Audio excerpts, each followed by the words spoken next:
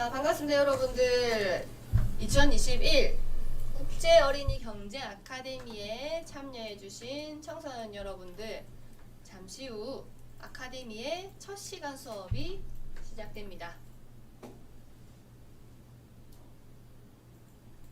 저희 총 4차 실수업으로 진행이 되고요. 오늘은 그 첫 시간 8월 13일 1교시가 10시부터 곧 시작이 됩니다.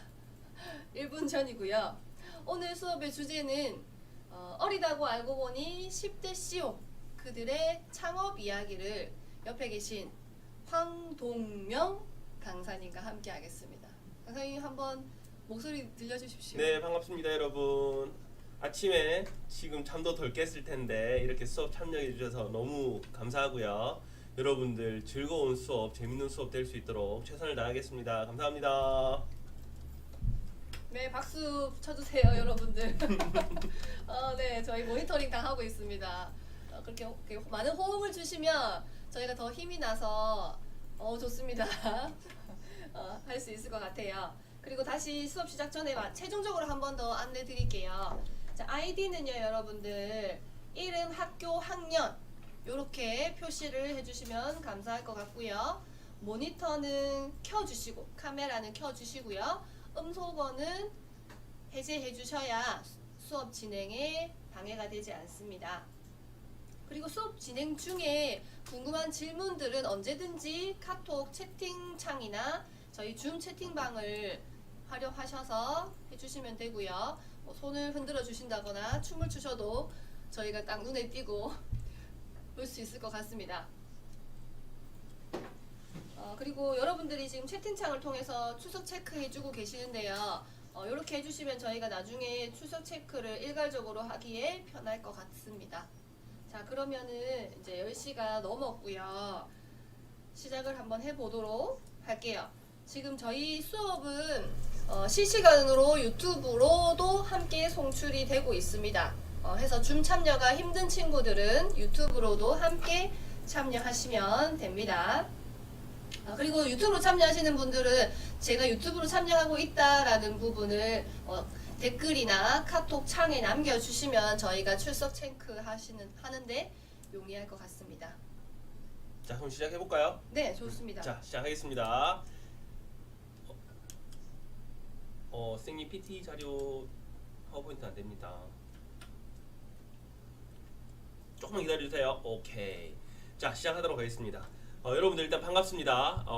직접 얼굴 만나 뵙고 이렇게 이야기 나누고 하면 참 좋겠지만 방학이기도 하고 그리고 이 힘든 코로나 때문에 이렇게 맞습니다. 각자 떨어져서 수업을 하고 있는 점 너무나도 안타깝게 생각을 합니다. 여러분들하고 이제 소통하면서 수업을 하진 못하지만 쌤이 최선을 다해서 여러분들 50분 동안 지루하지 않고 그리고 여러분들 미래에 도움되는 이야기들을 할 수 있도록 최선을 다해 보도록 하겠습니다. 자, 그럼 선생님이 누군지 소개부터 좀 해야 되겠죠. 네. 자, 여러분들 뭐 스마트폰 다 가지고 계실 거고 지금은 스마트폰 보시면 안 됩니다. 그렇죠? 수업 중이니까 나중에 수업 끝나고 네이버의 녹색 창에 황동명이라고 선생님 이름을 이렇게 딱 검색을 해보시면 선생님이 이렇게 딱 뜹니다. 선생님, 저 사진과 선생님 동일 이름 맞습니까? 맞습니다. 저 사진을 봤을 때 누구 닮은 것 같아요? 학교에 수업을 가다 보면 학생분들이 요즘 유행하는 인기 좋은 트로트 가수 영탁을 닮았다는 소리를 많이 하더라고요. 보정이라는데요. 채팅창에. 쌤이 3년 전에 찍었던 사진이라서 지금보다 조금 더 어리고 젊을 때 사진입니다. 자, 그리고 쌤 소개를 보시면 아시겠지만 쌤이 이제 82년생입니다. 아마 여러분들 부모님보다는 조금 동생일 수도 있고 아마 비슷할 수도 있는데 선생님이 사실은 20살 때, 20대 때 이제 학교를 다니다가 중간에 이제 학교를 다니면서 창업을 시작을 했어요. 그래서 선생님 직업을 보시면 글로벌 TNT 대표이사라고 나와 있죠. 대표이사가 뭘까요? 한 기업의 책임자가 아닐까요? 그렇죠. 네. 쉽게 생각해서 네. 사장이라고 생각하시면 됩니다. 사장. 그래서 조그마한 기업을 운영하는 대표이기도 하고요. 그리고 밑에 보시면 책들도 여러 권 좀 냈었습니다. 그래서 창업과 관련된 밑에 도서가 대표님이 직접 저서신 거예요? 그렇죠. 제가 쓴 책들이죠. 많이 팔렸습니다. 여러분들 지금 초등학생들이 읽기에는 조금 어려운 내용일 수도 있겠지만 여러분들 중학교, 고등학교 진학을 하게 되면 꼭 한번 보셨으면 하는 책들이고 그래서 이 창업과 관련된 내용들로 쌤이 이제 많은 활동을 하고 있습니다. 그래서 여러분들께 앞으로 창업에 대한 꿈과 희망 그리고 비전을 심어드리고자 이 수업을 준비를 했습니다. 재미있게 한번 들어가 볼까요? 네, 기대가 됩니다. 우리 창업에 관심이 있는 친구들도 많이 있을 것 같고요. 네. 오늘 이 수업이 많은 도움이 될 것 같습니다. 자, PT 다시 한번 넘겨보도록 PT 하겠습니다. 부탁드리겠습니다. 네, 여러분들 들으면서 나는 궁금한 점이 있다 아니면 선생님 PT에 나는 이 부분이 좀 궁금해요 하는 친구들은 언제든지 채팅창 제가 열심히 보고 있거든요. 여러분들 모니터링 하고 있으니까 언제든지 질문 주시면 제가 적극적으로 강사님께 전달을 드리도록 하겠습니다. 네, 그러면 황동영 선생님이 하고 있는 사업, 장사는 과연 뭔지 한번 보도록 할게요. 선생님은 지금 무역회사를 운영을 하고 있거든요. 무역이 뭘까요? 무역이? 뭔가 물건을 사고 팔고 뭐 그런 건가요? 그렇죠, 맞죠. 무역이라고 하는 건 우리나라에서 물건을 사고 파는 게 아니고 해외에서 우리나라에 필요한 물건을 가지고 와서 국내에 판매하기도 하고 그리고 우리나라에 있는 물건을 해외로 가지고 가서 해외에서 판매도 하고 이런 일을 하는 게 이제 저희와 같은 무역회사들이 하는 일입니다. 보시면 선생님은 지금까지 20살 때 처음으로 비행기를 타봤어요. 아마 이미 여러분들 중에서 비행기를 타본 친구들도 되게 많이 있으실 건데 그렇죠. 손 들어보세요, 여러분. 비행기 타본 친구들 손 들어보세요. 난 손 타봤다. 선생- 코로나로 사실 타고 싶은데 맞죠, 많은 못하죠. 친구들 손을 드는데 선생님. 쌤은 어른이 돼서야 20살이 넘어서야 비행기를 처음 타봤어요. 처음으로 비행기를 타고 외국에 나가봤는데 지금까지 선생님이 한 15년 정도 사회생활을 하면서 총 20개국 전 세계 나라가 몇 개나 있는 줄 아세요? 감이 안 오네요. 전 세계 나라가 약 한 200개 정도 있는데 그 중에 서 선생님은 한 10분의 1 정도를 갔다 와봤어요. 그리고 한 달에 한두 번씩은 꼭 비행기를 타고 이제 해외 출장을 다녔거든요. 그때 쌤이 이제 다니면서 찍었던 사진들. 그래서 뭐 이탈리아에 가서 저희 거래하는 이제 거래처 친구랑 찍었던 사진, 그리고 태국에서 찍었던 사진, 그리고 중국에서 찍었던 사진. 이게 전 세계 방방곡곡을 돌아다니면서 이렇게 이제 무역 사업을 운영을 하고 있는데 여러분 얼마나 좋을 것 같아요.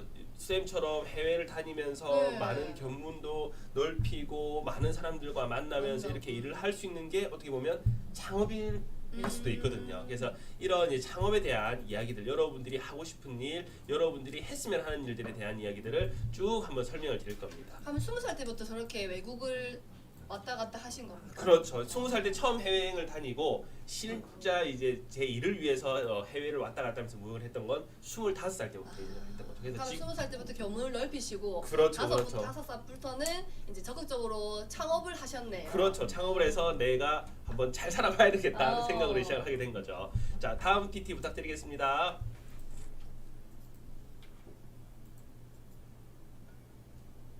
자, 그러면 우리가 여러분들이 선생님은 무역이라고 하는 걸 통해서 창업을 했거든요. 무역이 그때 당시에는 뭐 인터넷 쇼핑몰도 한참 이제 성장할 시기였고 해외에서 괜찮은 아이템을 가지고 와서 우리나라 인터넷 쇼핑몰에 팔아보면 어떨까 하는 생각을 가지고 이제 쌤은 무역을 시작을 했어요. 그럼 여러분들은 앞으로 어떤 쪽으로 방향을 잡고 창업을 하고 여러분들이 시작을 하면 성공할 수 있을지 그리고 여러분들이 하고자 하는 일을 할 수 있을지에 대해서 한번 알아보도록 할게요.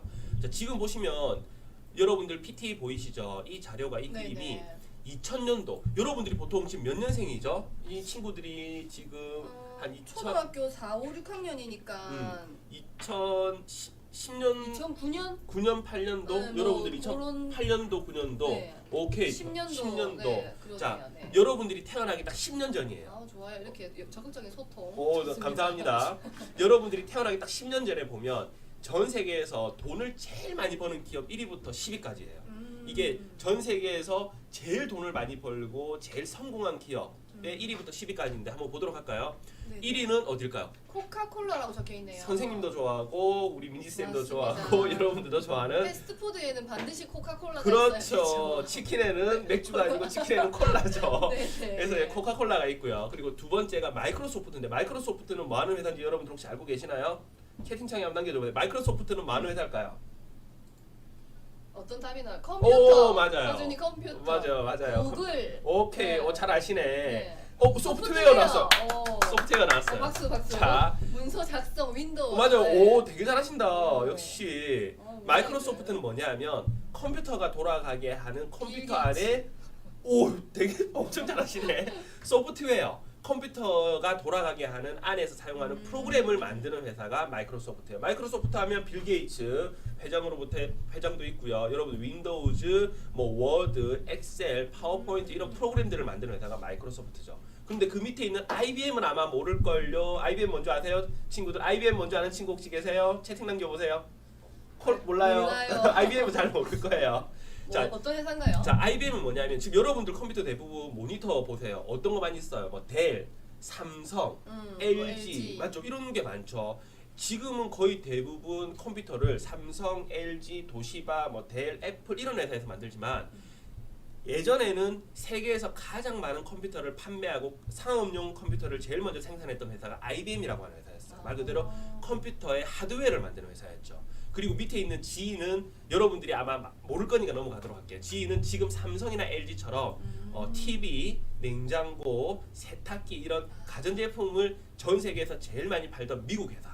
그리고 밑에 인텔을 아셔야 돼요. 인텔은 뭘까요? 여러분들이 인텔은 아셔야 돼요. 인텔은 뭘까요? 인텔 아시는 친구에서 인텔은 컴퓨터. 컴퓨터. 맞아, 컴퓨터 잘 아는데 조금만. 소프트웨어. 좋아요. 인텔은 뭐냐면 컴퓨터의 CPU라고 하죠. 우리 몸으로 치면 머리, 컴퓨터의 두뇌를 브레인을 담당하는 부품을 만드는 회사가 바로 인텔입니다. 하드웨어. 하드웨어. 오, 현주기. 맞아요. 네. 오. 자, 그리고 밑에 있는 노키아는 핸드폰? 절대 모를 거. 어떻게 알았어요? 저는 선생님은- 좀 많이 들어봤어요. 노키아. 선생님은 아마 쌤과 비슷한 옛날 사람인 것 같습니다. 아 그런가요? 우리 여- 아이들은 잘 모를 수도 있을 것 모르죠. 같아요. 학생들은 지금 학생들 핸드폰 다 뭐 쓰세요? 삼성, 뭐 애플. 애플, LG 네. 쓰시죠? 이게 스마트 폰이라고 대답한 일본 회사. 있어요? 303535. 좋아요. 핸드폰 파는 곳? 노키아는 우리 옛날 2G 있죠. 2G 핸드폰. 우리 아. 응답하라 1998 드라마 같은 거 보셨죠? 거기 네. 보면 폴더폰 같은 거 쓰시잖아요. 맞습니다. 네, 이렇게 탁 접어가지고. 그거를 전 세계에서 제일 먼저 생산했고 제일 많이 팔았던 회사 중에 하나가 노키아라는 회사입니다. 그리고 밑에 이제 포드는 자동차 회사, 밑에는 디즈니. 여러분들 다 좋아하시죠? 네 맞아요. 만화도 많이 애니메이션. 나오고, 캐릭터도 나오고, 맞죠? 맞습니다. 그리고 밑에 있는 이 맥도날드.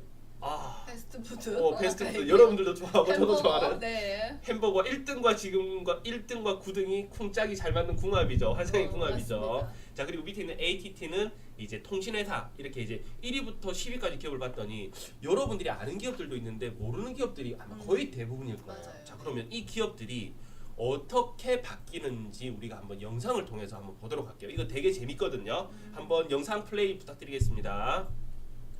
영상을 보면서 이 기업들이 어떻게 순위가 바뀌고 어떤 기업들이 새롭게 나타나는지 한번 보도록 하겠습니다.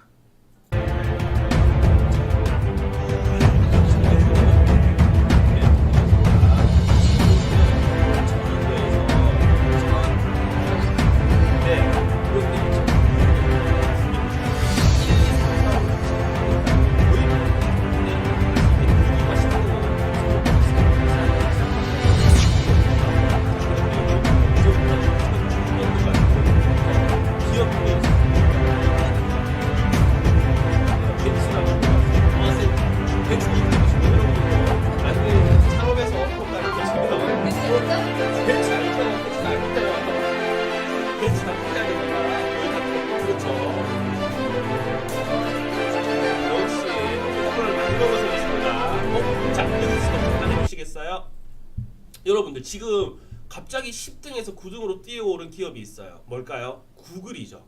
구글이 딱 뛰어올랐어요. 보이시죠? 2008년도에 구글이라고 하는 기업이 갑자기 순위 밖에서 10위에서 9위로 뛰어올랐는데 지금부터 이 그래프의 변화 추이를 잘 보세요. 또 플레이 부탁드리겠습니다. 이거 어때요? 이거 장난이 아니죠.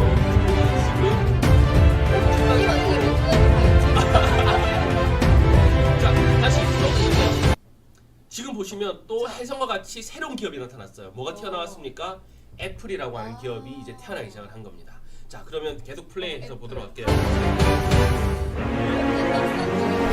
맞아요. 지금 우리가 애플이 열심히 올라가고 있죠. 완전 성공을 했죠. 2014년도에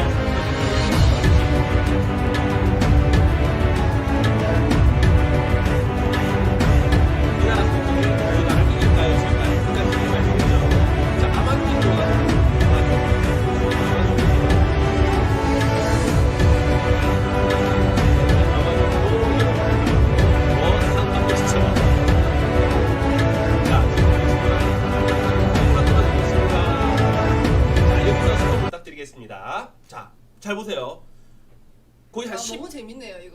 18년이라고 하는 시간 동안 기업의 순위가 완전히 바뀌어 버렸어요. 여기 딱 특이점이 있어. 1등, 2등, 3등이 원래는 예전에는 코카콜라와 마이크로소프트, IBM이었는데 지금은 애플과 구글, 아마존으로 바뀌었어요. 자, 그러면 전 세계에서 돈을 제일 많이 버는 기업, 이 부자 기업 1, 2, 3, 2의 특징에 대해서 우리가 한번 생각을 해볼까요? 1, 2, 3등 전 세계에서 돈을 제일 많이 버는 기업 1, 2, 3등의 공통점은 뭘까요, 여러분? 여러분들 이 1, 2, 3위의 공통점. 온라인. 상우는 전자, 소프트웨어, 디지털, 인터넷. 오, 또 뭐가 있을까요? 언택트. 오, 온라인 사이트. 똑똑하다 우리 아이들. 인터넷 좋아요. 자, 그러면 쌤이 한번 설명해 보도록 할게요. 일단 1, 2, 3위의 가장 큰 공통적인 특징은 뭐냐면 미국 기업이에요. 그렇죠. 그렇네요. 1, 2, 3위가 미국 기업. 더 크게 보면 1, 2, 3, 4, 5등이 다 미국 기업이에요. 맞죠? 자, 그런데 우리나라 삼성이 어디 있습니까? 미국 기업 바로 밑에 우리나라 삼성이 있어요. 참고로 박수 한번 쳐야겠다. 우리나라의 기업이 엄청 많고 전 세계적으로 봤을 때 기업들도 엄청 많지만 지금 현재 전 세계 기업 가치를 따져봤을 때 10위권 안에 들어가는 기업 중에 거의 대부분은 미국 기업이에요. 그런데 우리 아시아권에서는 중국과 일본도 아니고 유일하게 우리나라의 삼성이라고 하는 기업이 전 세계 10위권 안에 들어가는 기업으로 지금 성장을 하고 있다는 얘기인 겁니다. 이 조그마한 나라에서 그러네요. 그렇죠. 미국이나 중국이나 땅덩이를 비교해 보세요. 이 조그만 나라에서 이 조그만한 인구에서 이런 기업들을 우리가 만들어낸다는 게 얼마나 또 자랑스러운 너무 일입니까? 자부심이 으쓱으쓱해지네요. 그렇죠. 자, 그리고 두 번째 특징을 한번 볼게요. 1, 2, 3등의 두 번째 특징은 또 뭘까요? 아까 전에도 여러분들도 다 많이 해주셨는데 인터넷을 기반으로 한 기업들, 그렇죠. 그리고 컴퓨터를 기반으로 한 기업들, 이런 내용들이 있어요. 그런데 정말 중요한 특징이 하나 있습니다. 여러분들이 꼭 알아두셔야 되는 특징이 하나 있어요. 그게 바로 뭘까요? 1등과 2등과 3등의 기업들의 특징은 흔히 말하는 금수저가 아니라는 얘기인 거예요.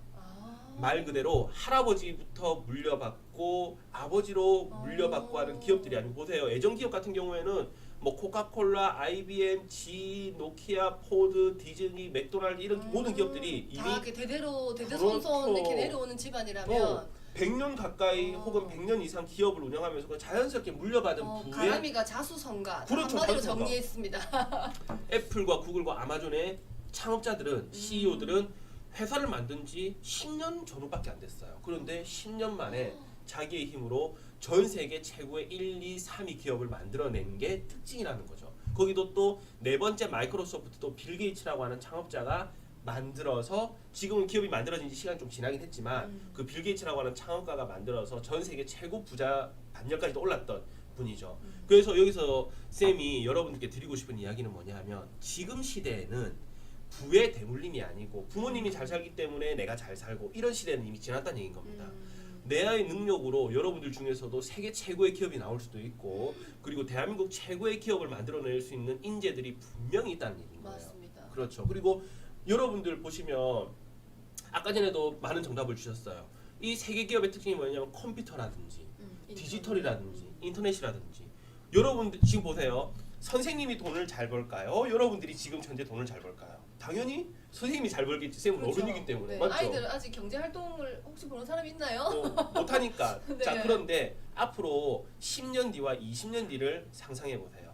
10년 뒤와 20년 뒤를 상상해 보시면 선생님이 돈을 잘 벌까요? 여러분들이 돈을 잘 벌까요?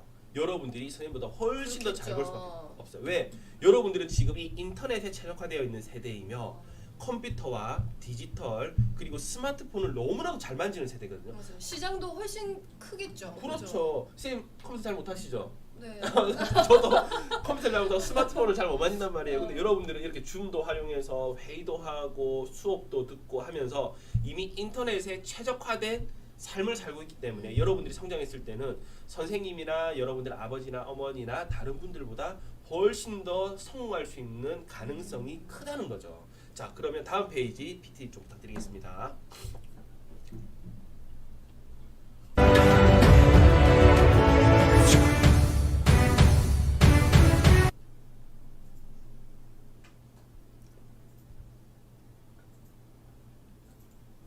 화면이 검은색으로 보여요? 자, 이제 PT 아까 말씀하신 흑수저와 금수저 그렇죠. 나왔네요. 그래서 선생님이 처음에 창업하게 된 이유가 뭔지 아세요, 여러분? 정말 슬픈 이야기지만. 흑수저셨습니까? 네, 맞아요. 선생님이 창업을 하게 된 이유가 바로 그거였어요.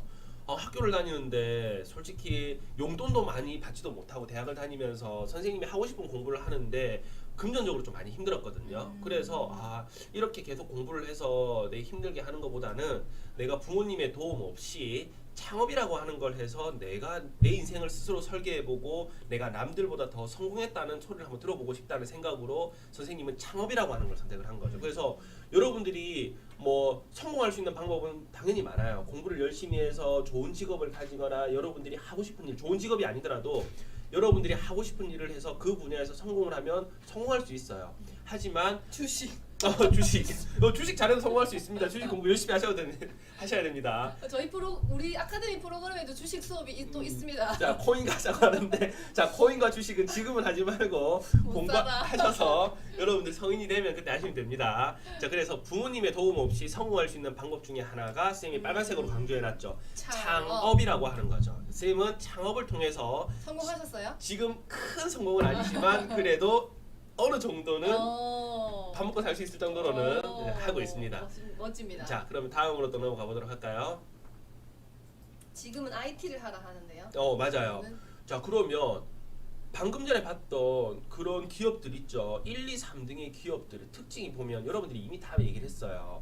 컴퓨터, IT, 인터넷, 스마트폰 기반이에요. 말 그대로 구글과 뭡니까? 애플과 아마존 이런 기업들의 특징이 뭐냐면 여러분들 아까 전에 벌써 정답을 다 말하더라고요. 4차 산업혁명 시대에 성장한 기업들이에요. 4차 산업혁명 하면 여러분들 나중에 쌤이 한 번 더 강조해 드릴 거죠. 뭐 어떤 게 생각나세요? 스마트폰, IoT라고 하는 거 혹시 알고 계세요? 인터넷 오브 띵스라고 해서 모든 사물에 인터넷이 들어간다는 얘기인 거예요. 그리고 또 뭐 빅데이터, 사물 인터넷. 정확하게 알고 있네요. 사물 인터넷, 빅데이터, 우주 산업.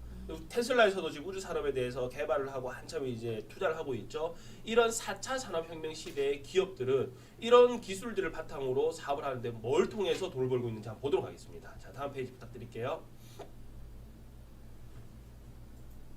자, 보세요. 우리나라 지금 기업들, 우리나라에서 유명한 기업들 하면 뭐가 있을까요, 선생님? 아까 말씀하셨던 삼성, 또 우리나라에 또 유명한 기업도 뭐 대기업들 뭐 있을까요? 뭐 현대, 맞아요. 또 뭐 있을까요? 나옵니다. LG. 맞아요. 제 애들이 더 잘 나오는데요. 역시 쌤보다 훨씬 네, 나은데. 그런데요. 저는 잠깐 멈칫했는데요. 네. 자, 보세요. 우리나라에서 지금 한참 돈을 많이 벌고 우리나라 최고의 기업들이 삼성, LG, 카카오도 현대, 나왔습니다. 기아, 카카오, SK가 네이버. 나왔어요. 자, 그런데 기존에 이런 우리나라에서 큰 기업들이 물건을 판매해서 돈을 번다 그러면 주로 어떤 물건을 판매했을까요? PT에 나오죠. 뭐 반도체, 스마트폰, 그리고 뭐 배, 조선업 맞죠? 맞습니다. 이런 걸 통해서 우리나라 기업들은 돈을 벌었단 말입니다. 자, 그런데 전 세계 다른 큰 기업들은 이게 아니었어요. 이게 아니고 이게 뭘까요? 구글이나 아마존이나 애플 같은 기업들은 뭘 팔아서 돈을 벌어요? 애플은 예를 물어볼게요, 선생님께. 구글은 뭐 팔아서 돈 벌어요? 글쎄요. 맞죠? 네. 아마존은 뭐 팔아서 돈 선생님 벌까요? 저기 빨간색으로 컨텐츠라고 적어 놓으셨던 이유가 있지 않을까? 그렇죠. 구글이나 아마존이나 애플과 같은 기업들은 눈에 보이는 물건을 파는 게 아니에요. 눈에 보이지 않는 무형의 자산. 인터넷 서비스. 그게 바로 이제 컨텐츠라고 하는 거죠. 플랫폼과 컨텐츠. 플랫폼이라고 하는 건 사람들이 뛰어놀 수 있는 공간을 만들어주는 거예요. 그래서 구글에서 제일 큰 사업 중에 하나가 뭔지 아세요? 바로 유튜브예요. 여러분들 유튜브라고 한 친구 있었어요. 있었어요. 네, 김강빈. 너무 수준이 높은데 우리 네, 학생들이. 그러니까요. 자, 보세요. 여러분들이 하루에도 몇 번씩 유튜브를 보잖아요. 네. 유튜브를 보면 또 뭐가 붙습니까? 광고가 붙어요. 그렇죠. 시윤이. 그 광고비가 누구에게 들어갈까? 구글에게 들어가는 거예요. 수입. 그러면 구글은 공장도 없어. 만드는 물건도 없어. 그렇네요. 그냥 사람들이 놀 수 있는 플랫폼 유튜브라고 하는 걸 만들어 놓고 전 세계 60억 인구들이 와서 자기네들끼리 놀게 만들어주고 광고비만 받아가는 거예요. 맞죠? 이런 게 모두 다 아이디어에서 나온 거겠네요. 그렇죠. 그러니까 말했잖아요. 우리가 자동차를 만들려고 해보세요. 반도체를 만들려고 해보세요. 얼마나 많은 장비들과 공장들과 기술자들이 필요하겠습니까? 그런데 맞아요. 우리 유튜브 같은 프로그램 같은 경우에는 아이디어를 가지고 컴퓨터만 하나 있으면 내가 만들어낼 수 있는 거잖아요. 맞죠?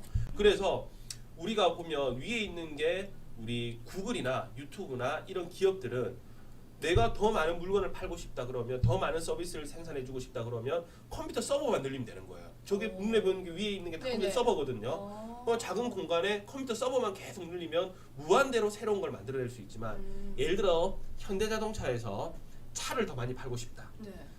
삼성에서 핸드폰을 더 많이 팔고 싶다. 그럼 뭘 늘려야 될까요? 공장을 계속 신설해야 그렇죠. 되잖아요. 그 밑에는 공장이에요. 네. 아, 저렇게- 땅이네요, 땅. 그렇죠. 저 비싼 아. 땅을 사가지고 저 비싼 너무 땅에다가 비교가 되네요. 그렇죠. 그러면 똑같은 기업 가치고 똑같은 수익을 올리고 있지만 저렇게 투자되는 거에서 차이가 나다 보니까 우리는 말씀드렸다시피 4차 산업혁명 시대에 어울리는 자산은 뭐다? 플랫폼과 또 중요한 거는 컨텐츠. 플랫폼 안에서 이미 가지고 있는 플랫폼 안에서 여러분들이 어떤 컨텐츠든 내가 아이디어를 가지고 새로운 컨텐츠를 만들어내면 그게 곧 돈이 되는 시대라는 얘기인 거죠. 자, 그래서 여러분들 중에서 그런 친구들도 있을 거예요. 지금 유튜브 크리에이터를 희망하는 친구들도 있을 거라. 그건 뭐다? 컨텐츠. 그렇죠. 구글이 만들어 놓은 플랫폼 안에 나의 컨텐츠를 넣어서 그걸로 성공하는 거예요. 예전에 보세요. 여러분들 하는 친구들 많대요. 벌써 하는 친구들도 있어요. 예를 들어 보세요. 여러분들 초등학교 1, 2학년 때 집에서 게임하고 있으면 엄마들이 뭐라고 합니까? 등짝 막 때리잖아요. 그렇죠? 맞아요. 이놈 새끼. 그렇죠. 아니면 뭐 카메라 켜놓고 혼자 막 쓸데없는 말 떠들면서 동영상 찍고 있으면 엄마들이 뭐라고 해요? 얘가 정신이 나갔나면 때리죠. 근데 요즘 보세요. 카메라 켜놓고 정신없는 소리 하면서 돈을 많이 버는 사람도 있어. 맞아요. 게임하면서 돈을 버는 사람들도 있어요. 그래서 이런 직업들이 계속해서 바뀐다는 얘기인 겁니다. 여러분들 중에서 잘하고 있는 뭔가 특성을 가지고 나의 장점을 잘 살리면 여러분들도 그 컨텐츠로도 충분히 창업으로 성공할 수 있다는 얘기인 겁니다. 자, 그러면 다음 페이지 또 보도록 할까요? 그럼 이런 4차 산업혁명 시대에 여러분들이 태어났고 4차 산업혁명 시대에 한참 이제 생활하고 있는 우리 친구들이란 말입니다. 그러면 이 4차 산업혁명이라고 하는 게 뭔지에 대해서 우리가 조금 전문성 있게 공부를 해볼게요. 여러분들이 정말 제대로 된 창업을 하려고 하면 그리고 여러분들이 보다 훌륭한 사람이 되려고 하면 이 기본적으로 산업혁명이라는 거에 대해서는 좀 이해를 해줬으면 좋겠어요. 자, 그러면 산업혁명은 지금까지 몇 번 있었을까요? 쌤이 지금까지 산업혁명은 몇 번 있었을까요? 4차 산업혁명 시대니까 3차까지 있었겠죠. 그렇죠. 세 번의 혁명이 있었고 지금 네 번째 혁명이 이제 나타난 겁니다. 자, 그러면 한번 볼게요. 혁명이란 뭘까요? 혁명. 뭔가 시대가 획기적으로 변하는 거? 정확합니다. 네. 자, 혁명이라고 하는 건 사람들이 정말 깜짝 놀랄 정도의 큰 변화를 우리는 혁명이라고 해요. 살짝 바뀌는 건 변화예요. 예를 들어서 이런 거라고 생각하시면 됩니다. 정말 극단적인 얘기지만 선생님이 다음 날 내일 헤어스타일을 조금 바꾸고 왔어요. 그랬더니 다른 여자 쌤들이 선생님 헤어스타일이 좀 바뀌셨네요, 좀 변신하셨네요 이렇게 한단 말입니다. 네. 근데 선생님이 한 달 동안 잠수를 타버려요. 그리고 병원에 가서 성형수술을 전부 다 해버리고 왔어요. 그거 딱 다른 나타나더니 사람이 되어. 그렇죠. 이거로 쌤 이거 혁명인데요. 얼굴이 혁명했네요. 얼굴이 혁변했네요. 이렇게 네. 얘기를 하잖아요. 그래서 혁명이라고 하는 건 정말 사람들이 깜짝 놀랄 만큼 큰 변화를 우리는 혁명이라고 얘기를 하는 겁니다.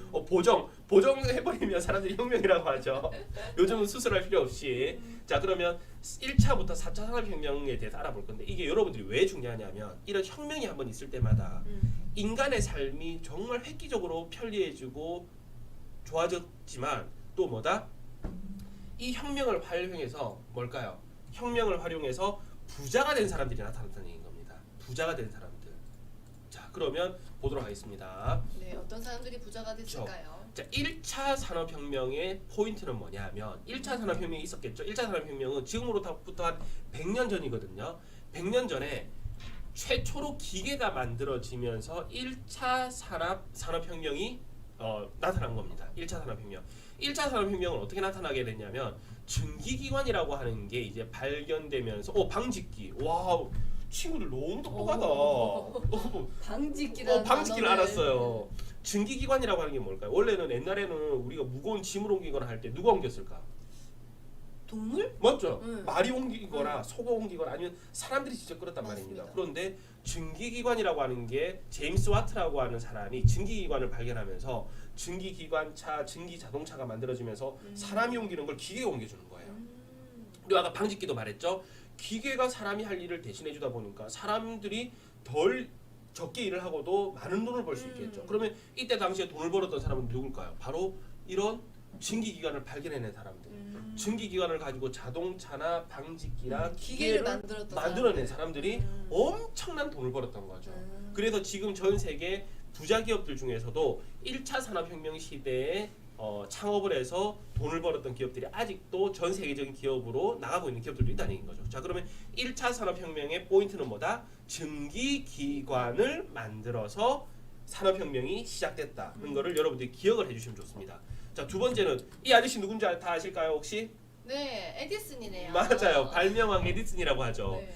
2차 산업혁명의 특징은 뭐냐면 많은 친구들이 딱 토마스 에디슨. 오 윈전을 많이 플레임까지. 읽으셨네. 그렇죠. 선생님은 토마스 성은 몰랐는데 자 그러면 2차 산업혁명, 1차 산업혁명 우리가 증기기관이었어요. 2차 산업혁명은 뭘 만들어서 전기. 자 여기서 여러분들의 수준을 한번 볼까요? 우리 민지쌤의 네. 수준을 한번 테스트 해보도록 하겠습니다. 자 떨리네요. 전기는 네. 발명일까요? 발견일까요? 발견이죠. 그렇죠. 네. 학생들도 그렇죠. 발견. 동일이. 여러분들, 발명은 없는 걸 새롭게 만들어내는 게 발명이고 발견은 전기라는 게 이미 사실 있었어. 맞아. 근데 인간이 몰랐는데 그걸 이제 발견을 해낸 거예요. 그래서 에디슨이 전기를 발견한 사람은 아니지만 전기를 가지고 활용할 수 있는 전구라든지 라디오라든지 축음기라든지 이런 또 상품들을 만들어낸 거예요. 만들어낸 거예요. 그래서 이 사람이 전 세계 최고의 또 기업가 중에 하나. 에디슨이 또 회사를 만들어서 많은 제품들을 판매했을 거 아닙니까? 네, 그렇죠. 그래서 또 불을 이룬 유명한 발명가이기도 하지만 또 많은 불을 쌓았던 창업가이기도 한 거죠. 자 그리고 또 다음으로 볼까요? 3차 산업혁명은 그럼 뭘까요? 자 그러면 다시 복습해 볼게요. 1차 산업혁명은 증기기관이 키워드였어요. 2차 산업혁명은 전기였습니다. 3차 산업혁명은 이제 뭘까요? 컴퓨터예요. 말 그대로 컴퓨터라고 하는 게 만들어지면서 사람들이 컴퓨터로 모든 업무를 보고 마이크로소프트 프로그램 빌 게이츠, 인터넷. 그런데 이런 빌 게이츠도 보세요. 컴퓨터를 처음으로 만든 사람이 아니야. 컴퓨터를 가지고 사람들이 더 잘 활용할 수 있도록 뭘 만들어줬다? 프로그램을 만들어준 거예요. 그래서 전 세계 모든 사람들이 지금은 빌 게이츠가 만든 프로그램을 다 쓰고 있단 말입니다. 여러분들 워드나 파워포인트나 윈도우라든지 컴퓨터 켜면 제일 먼저 보는 게 윈도우잖아요. 이런 것들도 지금은 빌 게이츠가 만들어 놓은 그 프로그램에서 여러분들이 다 생활하고 있기 때문에 어떻게 된다? 빌 게이츠가 엄청나게 많은 돈을 벌 수가 있었겠죠. 자, 그럼 이제 중요한 건 이제 4차 산업혁명 시대. 여러분들이 살고 있는 여러분들이 기회를 잡아야 되는 4차 산업혁명 시대에 대해서 보도록 할까요? 자, 4차 산업혁명 하면 빨간색으로 딱 돼 있죠. 네. 자, 4차 산업혁명이 언제부터 일어났냐면 저희들이 봤을 때 일단 이렇게 경제학을 공부하는 선생님들이 봤을 때는 4차 산업혁명은 2006년도 정도부터 시작이 됐다고 보통 사진만 보고 애들이 바로 스티브 잡스. 그렇죠. 오, 저 정리를 다 해줬네. 네. 도련이는 막 공부를 열심히 하고 있습니다. 그렇죠. 4차 산업혁명을 딱 처음으로 개시를 하진 않았지만 4차 산업혁명을 통해서 처음으로 많은 돈을 벌었던 창업자가 누구냐면 바로 애플의 스티브 잡스죠. 스티브 잡스죠. 자, 애플이라고 하는 기업의 여러분들 특징을 쌤이 좀 알려드리도록 할게요. 대부분 우리나라 삼성의 경쟁 회사가 어디라고 생각하세요? 삼성은 애플이라고 생각하죠. 맞죠. 네. 자, 애플의 경쟁 회사는 어디라고 생각하세요? 애플도 과연 삼성을 경쟁 회사라고 생각할까요? 그렇지. 그런 질문을 하셨으니까 그렇지 않겠죠. 그렇죠. 우리 삼성은 뭘까요? 애플을 경쟁 회사라고 생각을 합니다. 하지만 애플은 삼성을 경쟁 회사로 생각하지 않아요. 애플은 누구를 경쟁 회사라고 생각하냐면 구글을 경쟁 회사라고 생각합니다. 이게 왜 그런지 제가 선생님 설명해 드릴게요. 여러분들이 이걸 아이디어를 가지고 잘 한번 해보세요. 지금 애플의 애플에서 주로 판매하는 주력 아이템이 뭐가 있어요? 밑에 적어놨죠? 컴퓨터, 휴대폰, 아이패드. 이게 일반적인 사람들이 생각하는 이제 주력 상품들입니다. 이건 하드웨어죠. 자, 그런데 여러분들 삼성 핸드폰을 쓰는 친구들이 있을 거예요. 지금 삼성 핸드폰을 쓰는 친구들은 쌤 핸드폰 뭐 쓰세요? 네, 저도 삼성 씁니다. 저도 쌤도 삼성 쓰거든요. 새로운 어플리케이션을 깔고 싶어요. 삼성에서. 맞죠? 네. 어디로 들어가세요? 구글로 들어가요. 맞죠. 구글 플레이 스토어를 써요. 삼성은. 맞아요. 맞죠. 그리고 삼성 핸드폰은 기본적인 프로그램 자체가 구글 거예요. 그럼 삼성이 핸드폰을 하나 팔 때마다 구글에서도 돈을 버는 거예요. 물건 파는 건 삼성이지만 삼성 핸드폰이 하나 팔릴 때마다 구글에서 돈을 버는 거예요. 자, 그런데 볼게요. 애플 핸드폰 쓰는 친구들이 있을 거예요. 애플 핸드폰은 어플리케이션을 어디서 다운받을까요? 앱스토어. 애플에서 제공하는 앱스토어를 써요. 그리고 앱스토어. 예. 여러분들 그리고 애플에서 만든 애플 맥 컴퓨터를 써보시면 아시겠지만 맥 컴퓨터에 들어가는 모든 프로그램들은 마이크로소프트 거 안 써요. 어디 거 쓸까요? 애플 거 다 씁니다. 그래서 삼성과 애플의 차이점은 뭐냐면 삼성은 그럼 두 개가 호환이 안 된다는 거네요. 안 되죠. 따로따로 놀잖아요. 그래서 애플 배터리가 너무 빨리 닳아요. 자, 그래서 삼성은 하드웨어만 만드는 회사예요. 말 그대로 아까 보였잖아요. 공정을 계속 만들고 맞아요. 직원들을 계속 뽑아야지만 더 많은 돈을 벌 수 있는 회사인데 애플은 그게 아니에요. 사실은 애플은 컴퓨터나 핸드폰이나 아이패드 같은 경우에는 그냥 뭘까요? 그냥 사람들에게 투자. 그렇죠. 밑에 깔아놓고 사람들이 그걸 통해서 어플리케이션을 쓰고 프로그램을 쓰고 서비스를 이용하면 어떻게 돈을 더 많이 버는 회사예요. 그래서 구글의 목표는 삼성을 이기는 게 절대 아닙니다. 전 세계 핸드폰 판매량은 삼성이 애플보다 높거든요. 그래서 애플은 삼성을 이기는 게 목표가 아니고 뭘 이기는 거 구글을 이기는 게 목표인 거예요. 구글을 완전히 잡아먹어버리는 게 애플의 목표라는 얘기인 겁니다. 그래서 이것도 아까 전에 선생님 말씀드렸잖아요. 결국은 미래를 장악하는 건 뭐다? 컨텐츠라는 얘기입니다. 컨텐츠를 장악하고 있는 사람이 미래 세계를 지배하는 겁니다, 여러분. 자, 그러면 다음 페이지 또 보도록. 그럼 여기서 하나 기억하셔야 되는 건 우리가 살고 있는 이 시대는 4차 산업혁명이고 애플에서 주력으로 팔고 있는 하드웨어는 뭐가 있다? 컴퓨터, 휴대폰, 아이패드와 같은 제품들이 있다는 얘기인 거죠. 그 위에 플러스 알파로 삼성이 하지 못하는 뭐 컨텐츠와 소프트웨어까지 파워를 가지고 있다는 게 애플의 장점입니다. 자, 선생님이 네. 제일 좋아하는 말이 있어요. 항상 가슴에 딱 묻고 사는 말이 있어요. 어떤 말일까요? 명언, 바로 전 세계 최고의 기업가 중에 한 명인 빌 게이츠, 마이크로소프트의 빌 게이츠 우리 형님이 우리 큰형님이 네. 큰형님이 하셨던 얘기. 지금은 인류 역사상 가장 성공하기 좋은 시기라는 거죠. 옛날에는 내가 성공하려고 하면 집에 돈도 많아야 돼, 땅도 있어야 돼, 맞죠? 직원들도 많아야 돼. 금수저가 되어야 성공할 수 있었다면 맞죠? 근데 지금은 뭐가 있습니다. 컴퓨터만 있어도 된다는 겁니다. 여러분들 스마트폰만 있고 컴퓨터만 있더라도 누구나 창업해서 성공할 수 있는 시대에 살고 있다는 얘기인 겁니다. 자, 그래서 빌 게이츠 선생님이 이런 얘기를 하셨어요. 태어날 때 가난한 건 본인의 탓이 아니지만 죽는 순간 가난한 건 본인의 탓이라는 얘기인 거죠. 말 그대로 태어날 때 가난한 건 어쩔 수 없는 나의 운명이지만 노원이 받아 적고 있습니다 지금.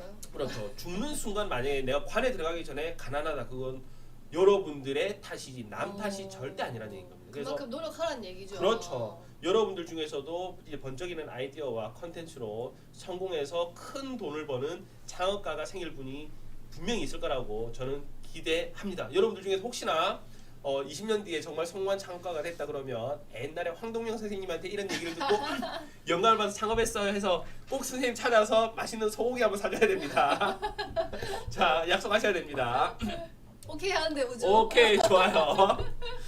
자, 그러면 창업을 해야 되는 이유가 또 있어요. 돈을 벌기 위해서도 중요하지만 여러분들이 앞으로 우리가 인류에서 내가 직업을 가지고 살기 위해서도 창업이라고 하는 게 꼭 필요할 수도 있거든요. 여러분들 앞으로 사라지는 직업이 엄청나게 많을 거예요. 맞아요. 4차 산업혁명 시대에 너무 편해졌죠. 네. 뭐 스마트폰으로 다 할 수 있고 맞아요. 이렇게 영상으로도 회의를 하고 얼마나 좋아요. 로봇이 다 한대요 동현이가. 그렇죠. 로봇이 다 하고 컴퓨터도 다 하고 뭐 경찰관도 차려주고 맞아요. 다 사줄 거란 말이에요. 그러면 볼게요. 무인 자동차 좀 보이시죠? 저희 구글에서 만든 무인 자동차인데 저런 무인 자동차가 만약에 도로를 다닌다. 저 무인 자동차가 지금 도로를 다닐까요? 안 다닐까요? 지금 현재? 우리나라에서는 안 다닐 것 같은데 해외에서는 다니고 다니고 있죠. 있겠죠. 미국 같은 경우에는 지금 이 무인 자동차가 상용화 법안이 통과돼서 다니고 있는 데도 있어요. 근데 우리나라도 100% 무인 자동차는 아니지만 반자율 자동차를 다니거든요. 그래서 맞아요. 고속도로 같은 경우에 우리 삼성이나 현대나 기아에서 만든 자동차들도 요즘은 고속도로에 반자율로 타고 하거든요. 자, 그런데 이런 무인 자동차가 앞으로 최소 3년이나 5년 안에는 우리나라의 도로에서도 다 무인 자동차가 다닐 거예요. 무조건 다닐 거예요.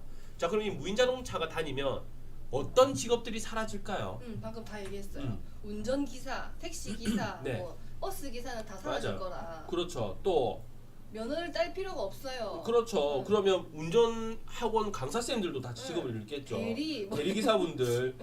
자, 그러면 여러분들의 의견도 다 정답인데 또 추가로 혹시나 사라지는 직업이 없는지 한번 보도록 할까요? 볼게요. 보시면 버스 기사, 택시 기사, 운전 기사분들, 대리운전 기사분들 당연히 사라져요. 맞죠? 맞습니다. 그런데 자동차 정비하시는 분들은 사라지게 돼 있어요. 왜 그러냐면 왜 그럴까요? 자동차 정비하시는 분들은 왜 사라질까요? 고장이 많이 안 나겠죠? 사고가 안 나요. 아, 왜냐하면 사고가 안 나. 무인 자동차가 사고가 난다 하더라도 인간이 운전했을 때 확률보다 0.1%밖에 안 되는 거예요. 인간이 운전할 때는 사고가 잘 나거든요. 맞아, 사실은 사람이 실수를 하니까. 사실은 어저께도 저희 아내가 제 차를 쥐어박아서 그렇구나. 차가 지금 공장에 들어가 있어요. 그랬구나. 너무 가슴이 아파요. 그런데 기계가 운전하고 컴퓨터가 운전을 하면 사람보다 실수를 많이 하기 때문에 사고 날 확률이 줄어드는 거. 그러면 정비 공장에서 사고 나야지 차도 고치고 거기서 일하시는 분들이 먹고 살 텐데 그게 불가능해진다는 거예요. 그리고 또 있어. 사고가 안 나니까 보험회사 직원분들도 필요가 없어지는 거예요. 맞네요. 사고 처리를 할 필요가 없는 거예요. 그리고 또 있어. 뭐 기계가 컴퓨터가 알아서 전부 다 운전을 하고 신호를 다 지키고 하는데 교통 경찰관 분들이 있을 필요가 없잖아요. 그렇네요. 맞습니다. 교통 안내할 필요도 없고 사고도 안 나고 그럼 교통 경찰관들도 사라지는 거예요. 그리고 또 자동차 부품 공장의 직원분들, 보험 설계사분들, 그리고 또 심지어 운전을 가리키는 운전학원 강사분들도 직업을 다 잃게 되는 겁니다. 그래서 단순히 이런 무인 자동차 하나가 만들어진다 하면 우리나라에 엄청나게 많은 직업들이 한순간에 직업을 잃게 되는 경우가 생길 수가 있다는 얘기인 거죠. 자, 그러면 우리나라 지금 현재 최고의 부자들을 볼까요? 우리나라 현재 최고의 부자들을 보시면 여러 기업가들이 지금 말 그대로 우리나라 1등에서 5등까지 기업들의 순인데 지금 현재 눈에 띄는 데가 어디냐면 카카오라고 하는데 눈에 보이세요? 카카오. 여기서 보시면 카카오 같은 경우에는 딱 우리나라의 뭘까요? 구글 같은 곳이라고 보시면 되는 거예요. 그리고 넥슨은 잘 아시죠? 넥슨 많은데요, 여러분들. 게임 회사죠? 맞아요. 맞죠? 그리고 삼성 이재용 아저씨. 그리고 스마일게이트도 혹시 누군지 아세요? 여기도 게임 회사예요. 다 게임 회사예요. 그래서 보시면 야, 안다 애들이 게임을 잘 하시는구나. 네. 좋아하시는구나. 자, 그러면 보세요. 1, 2, 3, 4, 5등 중에서 금수저는 누굴까요? 저기서 삼성밖에 없어요.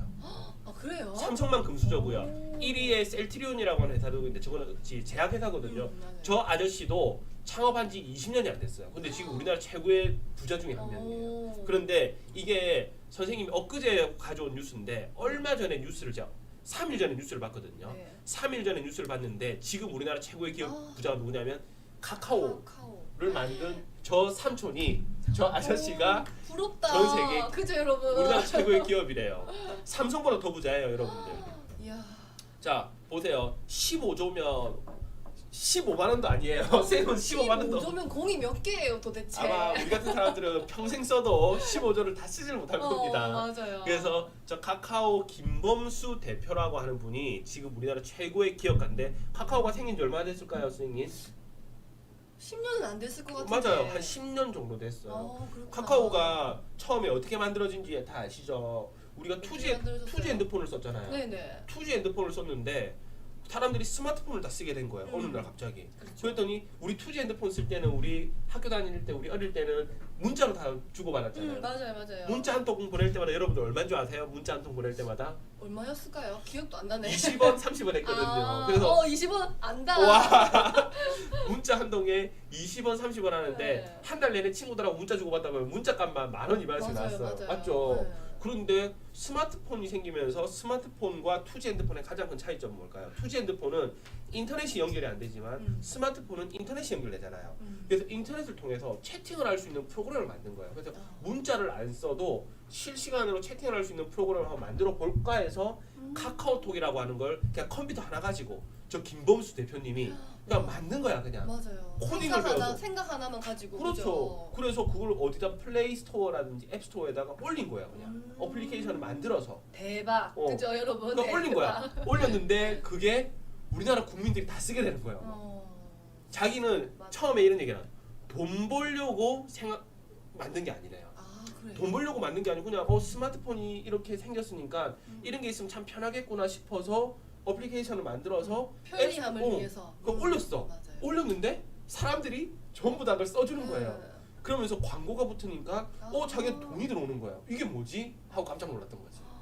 그렇게 이제 카카오톡으로 시작을 했던 이 김범수 대표가 지금은 어떤 일을 하고 있느냐? 잘 보세요. 맞아요. 2006년도에 카카오톡을 만들었어. 2010년도에 카카오톡을 처음 시작했다가 카카오 기프트. 선물 주는 거, 그죠? 요즘은 선물 포장해가지고. 저도 그래요. 다 그냥 모바일로 주잖아요. 맞죠. 우리. 예, 쿠폰도 주고 선물도 주고. 저희 때는 친구 생일 되면 공책하고 연필하고 지우개하고 어느 때예요 그때는. 포장해서 막 주고 했는데 요즘 그래주면 싫어한다면서요. 맞아요, 전부 맞아요. 다 뭐 맛있는 다 카드 예. 쿠폰, 쿠폰 맞아요, 같은 거 다 맞아요. 기프트콘 주고 하더라고요. 그래서 요즘은 카카오 기프트라고 하는 걸 또 만들어서 사람들이 가상으로 선물을 또 주고받잖아요. 그러면서 또 이제 갑자기 카카오톡이 확 성장할 수 있었던 계기가 여러분들 좋아하는 게임이었어. 게임. 카카오 게임을 2012년도에 만든 거예요. 그래서 사람들이 게임을 할 수 있도록 카카오톡 내에서 막 만들어 애니팡. 여러분들 아마 애니팡 모르실 건데 전 좀 했어요. 저도 했어요. 애니팡을 막 열심히 했단 말입니다. 네.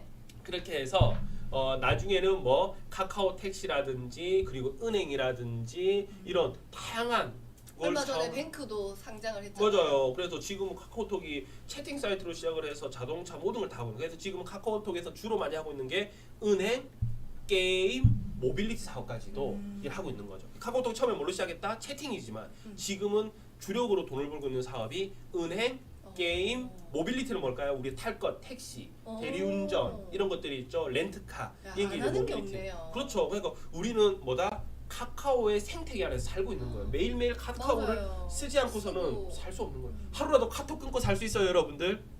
못하죠, 못 살죠. 지금 여기 들어올 때도 다들 카카오 오픈 채팅방에서 함께 들어온 거거든요. 그렇죠. 자, 그래서 다음으로 다음 페이지 보도록 할게요. 선생님 네. 좀 넘겨주시겠어요? 네.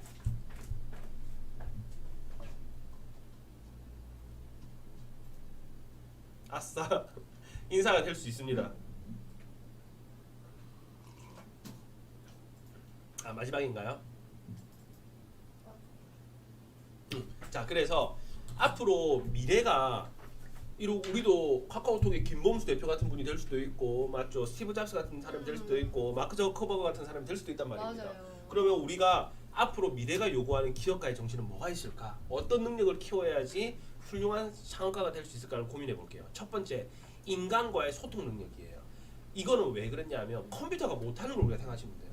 컴퓨터가 다 잘해, 맞죠? 맞아요. 우리가 다 잘하는데 컴퓨터 못하는 게 인간과 소통이 안 되는 거예요. 우리 뭐 시리라든지 네네. 그 핸드폰에 비서 있잖아요. 네, 걔한테 맞아요. 말하면 쓸데없는 소리가 자꾸 네. 해요. 그러니까 인간과의 소통 능력은 떨어져요. 그러면 인간과의 소통 능력을 여러분들이 잘 살리면 사람들이 원하는 서비스를 제공할 수 있단 말입니다. 그리고 또 두 번째, 디지털 역량. 이거 뭐예요? 코딩.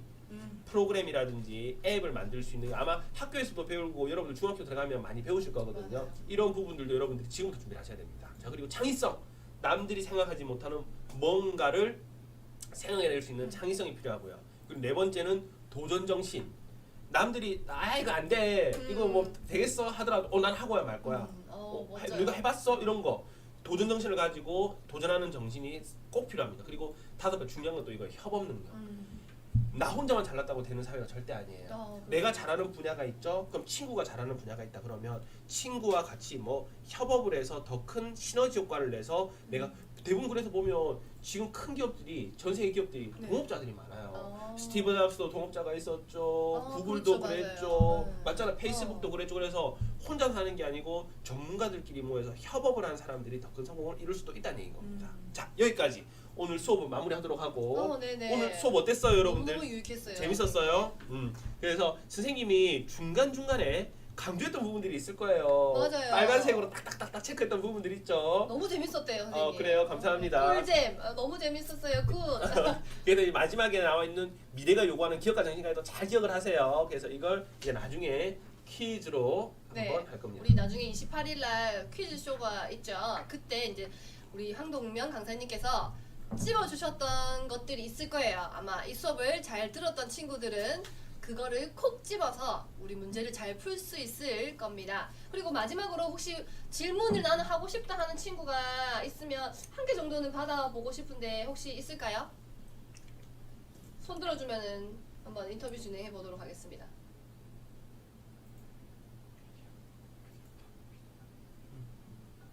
자, 그러면 선생님 제가 하나 부탁을 드리고 싶은데 네. 우리 아이들이 이제 선생님 수업을 듣고 나서 네, 그 문제를 풀게 될 거예요. 네네. 퀴즈 쇼라는 걸 하게 될 건데 네네. 어떤 선생님의 수업 중에 어떻게 문제가 이런 유형으로 실제될 거다라는 팁 정도 아니면 하나 정도 예시 문제 정도. 쌤이 예시 문제를 한 2개 정도만 한번 드려볼게요. 자, 좋습니다. 그러면 잘 볼게요. 아까 전에 우리 애플에 대한 이야기를 했거든요. 네. 애플이 여러 가지 제품들을 만든다고 했어요. 네. 자, 선생님이 말하는 것 중에서 애플이 만들고 있지 않은 게 뭔지를 한번 생각해 볼게요. 네. 첫 번째, 있지 않는 거. 애플이 만들고 있지 않은 거예요. 애플이 첫 번째 컴퓨터, 두 번째 세탁기, 세 번째 왜 핸드폰, 웃으세요? 아닙니다. 세 번째 네. 핸드폰, 네. 네 번째 아이패드. 뭘까요? 봐요. 수업 잘 들었잖아요. 네. 잘 들었네. 그렇죠. 예스. 좋아요. 마지막 하나만 더 해볼게요. 제가 중요한 거 네. 하나만 더, 딱 하나만 더 합니다. 딱 이 수업을 듣는 친구들이 이렇게 네. 혜택을 볼 수 있는 거예요, 여러분들. 2번 안 합니다. 한 번만 합니다. 2번 안 합니다. 한 번 합니다. 부모님의 도움을 받지 않고 성공할 수 있는 방법이 있다고 했어요. 선생님은 그 방법으로 성공을 했어요. 와, 봐요. 질문 다 하지 않았는데 열심히 답변 들었구나. 올라오잖아요. 역시 최고네. 감사합니다. 여러분들이 수업을 너무 잘 들어줘서 선생님도 너무 기분 좋고 오늘 하루가 상당히 즐거울 것 같습니다. 네, 감사합니다. 너무 좋습니다. 그러면 지금까지 우리 첫 시간 우리 창업과 관련된 이야기를 열심히 재미있게 풀어주신 우리 황동명 강사님께 큰 박수를 여러분들 부탁드리겠습니다. 감사합니다. 네, 여러분들 우리 첫 수업이 종료가 됐고요. 우리 수업 종료 후에는 아카데미 교육 만족도 조사가 바로 진행될 예정이에요. 그리고 잠시 후 11시부터는 또 다른 2교시 수업이 진행이 되고 있으니까 잠시 쉬었다가 가시면 다시 11시에 만나기로 하고요. 또 13시 우리 1시부터는 우리 퀴즈쇼 접수가 시작이 됩니다. 해서 선착순으로 이루어진다는 점 그렇기 때문에 그때도 시간 잘 맞추셔서 접수하시면 됩니다. 그럼 우리 여기서 다 헤어지도록 할게요. 잠시 뒤에 다시 또 만나겠습니다. 빠이빠이. 네, 안녕. 네, 안녕하세요 여러분들. 2교시 수업 진행하게 된 이성이라고 합니다. 다들 부동산에 좀 관심이 있으신가요? 아까 1교시 수업할 때 네네. 막 그런 얘기 나와서 땅 얘기가 나오니까 학생들이 뭐 부동산, 뭐 건물주 이런 얘기 저 나오죠 지금 현준이. 아 건물주. 네, 아, 건물주 있네요. 이런 얘기가 잠깐 나왔었습니다. 그러면 이제 시작을 좀 해보도록 하겠습니다. 이걸로 하면 되나요? 네네, 그걸로 넘기시면 됩니다. 자, 여러분들 강의 중에는 우리 선생님께서 우리 퀴즈 문제에 대한 힌트들도 해주실 거예요. 그래서 귀를 많이 기울여서 들으시면 나중에 문제에 대한 힌트를 알 수 있으실 거고요. 열심히 강의를 경청하셔서 우리 이 시간 즐거운 시간이 될 수 있도록 하겠습니다. 막 땅을 사고 싶다고 지금 난리네요. 지금 손지율 친구는 땅이 사고 싶다고 이야기를 하고 김민재 친구는 영어로 뭔가를 써주셨어요. 지금 어떤 내용인가요? 나중에 크면 건물을 사야 하니까. 좋습니다. 벌써부터 미래를 대비하고 있네요. 저는 여러분들 또래 사실 부동산에 대한 관심이 별로 없었거든요. 이게 시간이 지나면서 부동산이 얼만큼 중요하고 건물이 왜 중요한지를 알게 돼서 조금 어린 여러분들 나이부터 시작을 하는 게 좋다라고 생각이 드는데요. 관심이 있어서 다행인 것 같습니다. 이제 제가 수업하게 될 내용은 이렇게 부동산이 뭔지, 그리고 땅과 건물, 그리고 입지라는 단어를 들어본 친구들이 있을까요? 많이 없을 것 같기는 해요. 입지가 어떤 건지는 나중에 빨간색으로 체크를 해드릴 텐데요. 빨간색은 나중에 퀴즈에 나올 수도 있다라는 거겠죠. 큰 힌트가 될 것 같습니다. 그리고 마지막 부동산 투자에 대해서 알아볼 텐데요. 풍수지리 어떻게 알았어요? 풍수지리 어디서 들었어요? 현준이 어린이가 건물주가 될 수 있나요? 어린이가 건물주도 될 수 있습니다. 오. 입지 들어오다 비슷한 것 같긴 해요. 오. 입지에 대해서 어느 정도 알고 있는 것 같습니다. 풍수지리는 어떻게 설명을 해야 될까요? 이제 여러분들이 풍수지리를 알 거라는 생각을 한 번도 해본 적이 없어서 바람, 물, 땅, 뭔가 수맥. 아이들이 똑똑합니다. 요즘 아이들이. 똑똑하네요. 네. 부동산에 대한 빅데이터가 풍수지리다라고 보시면 될 것 같습니다. 이제 부동산의 위치나 부동산의 모양 혹은 건물의 위치나 모양에 따라서 그 건물에 들어오는 사람들이 잘 살고 못 살고가 오래 전부터 빅데이터로 쌓여 있던 거다라고 보시면 될 것 그게 같습니다. 미신이라고 생각했는데 그게 이제 데이터가 쌓일 정도로 뭔가 구축이 됐다는 얘기네요. 굉장히 오래 됐죠. 어. 몇천 년 동안 쌓인 것들을 지금 저희가 공부를 하고 분석을 하는 것이죠. 건물을 빨리 사야 함 좋습니다. 일단 시작하도록 할게요. 여러분들이 부동산을 정확하게 알고 있는지가 좀 궁금한데요. 그림을 하나 보여드릴 텐데요. 네, 페이지 좀 넘겨드리겠습니다.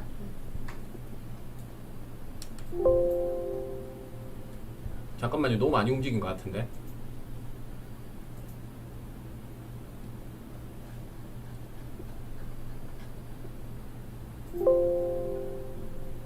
네, 지금 PPT 화면들 여러분들 보고 계십니다. 자, 부동산, 건물, 주택이 좋지 않나, 뭐 강남에 빌딩을 강남 사야 된다, 주택. 서울로 가야 한다, 의견들이 많이 나오고 있습니다. 왜 서울로 가야 할까요? 왜 서울로 가야 할까요? 서울에는 사람이 많으니까. 많은 사람들이 모이는데 수도권. 수도권. 뭔가 부동산은 그럴 것 같아요. 많은 대도시. 사람들이 모이고 네. 이렇게 수요가 있어야 땅값이 오르듯이 그런 생각을 가지고 저런 이야기를 하지 않을까요? 근처에 편의시설이 많으니까. 경제적으로 활발하니까. 오. 아마 여러분들도 부동산에 대한 감은 지금 경제 교육들을 많이 받고 있어서 부동산에 대한 감도 있는 것 같아요. 땅값이 빨리 오를 수 있다. 여러 가지 이야기가 나오는데 그래도 시골 땅이 좋다. 시골 나중에 뜰 수도 있다. 굉장히 멀리 보는 친구죠. 교육이 좋아서 신도시 여러 가지 나옵니다. PPT 조절이 안 됩니다. 다시 해보겠습니다. 네. 오래된 주택가로 가자. 부동산 땅값이 한번 뜨는 것처럼 여러 가지 이야기가 나오는데요. 부산에서도 충분히 고층 건물 살 수 있어요. 신도시는 낙후된 이제 개발이 안 됐던 지역을 계획적으로 만드는 걸 신도시라고 하죠. 아이파크, 부산은 재개발 여러 가지 나옵니다. 야, 재개발이라는 단어도 알고 제가 생각한 것보다 우리 아이들은 더 많은 걸 알고 있는 것 같습니다. 그런 것 같습니다. 도시 굉장히. 재생. 도시재생, 경복궁 똑똑하네요. 여러분들 제가 질문 하나 해도 될까요? 네. 재건축이라는 이야기가 나왔는데 재건축이랑 재개발의 차이가 뭔지 아는 친구 있어요? 비슷한 단어라서 뉴스에 좀 자주 나오기는 합니다. 건축과 개발이니까 제 생각에는 네. 뭔가 건축은 있던 건축물을 없애고 네. 새로 세우는 것 같고 네. 개발은 뭔가 건물이 없는 뭐 황무지 같은 느낌의 어떤 도시를 세우는 듯한 그런 느낌일 것 같은데 조금 비슷하기는 한데요. 재개발은 다시 개발하는 것? 재건축은 새로 짓는 것? 거의 정답이 나온 것 같습니다. 재개발은 도로나 아니면은 뭐 사람들이 살기 위해서 필요한 그 기반 시설이라고 하는 것들이 없는 상태에서 기반 시설을 짓고 건물을 만드는 것들을 재개발이라고 하고요. 재건축은 오래된 아파트들을 그 아파트의 주인분들이 힘을 합쳐서 다시 지어 올리는 걸 말해요. 그래서 조금 차이가 있습니다. 이제 다음 PPT 화면이 나왔는데요. 자, 지금 정답이 공개되어 버렸네요. 다시 빨리 숨겨주세요. 못 본 것처럼 다시. 자, 못 본 것처럼 해주시고 다시 해주세요. 그 밑에 그림에는 나무도 있고요, 집도 있습니다, 건물들도 있고요, 구름도 있어요, 하늘도 있고. 여기서 부동산은 몇 개일까요? 막 빠르게 정답이 올라오고 있습니다. 네, 세 세 개죠. 개라고 하네요. 세 개죠. 힌트를 다들 잘 보신 것 같아요. 네. 볼게요.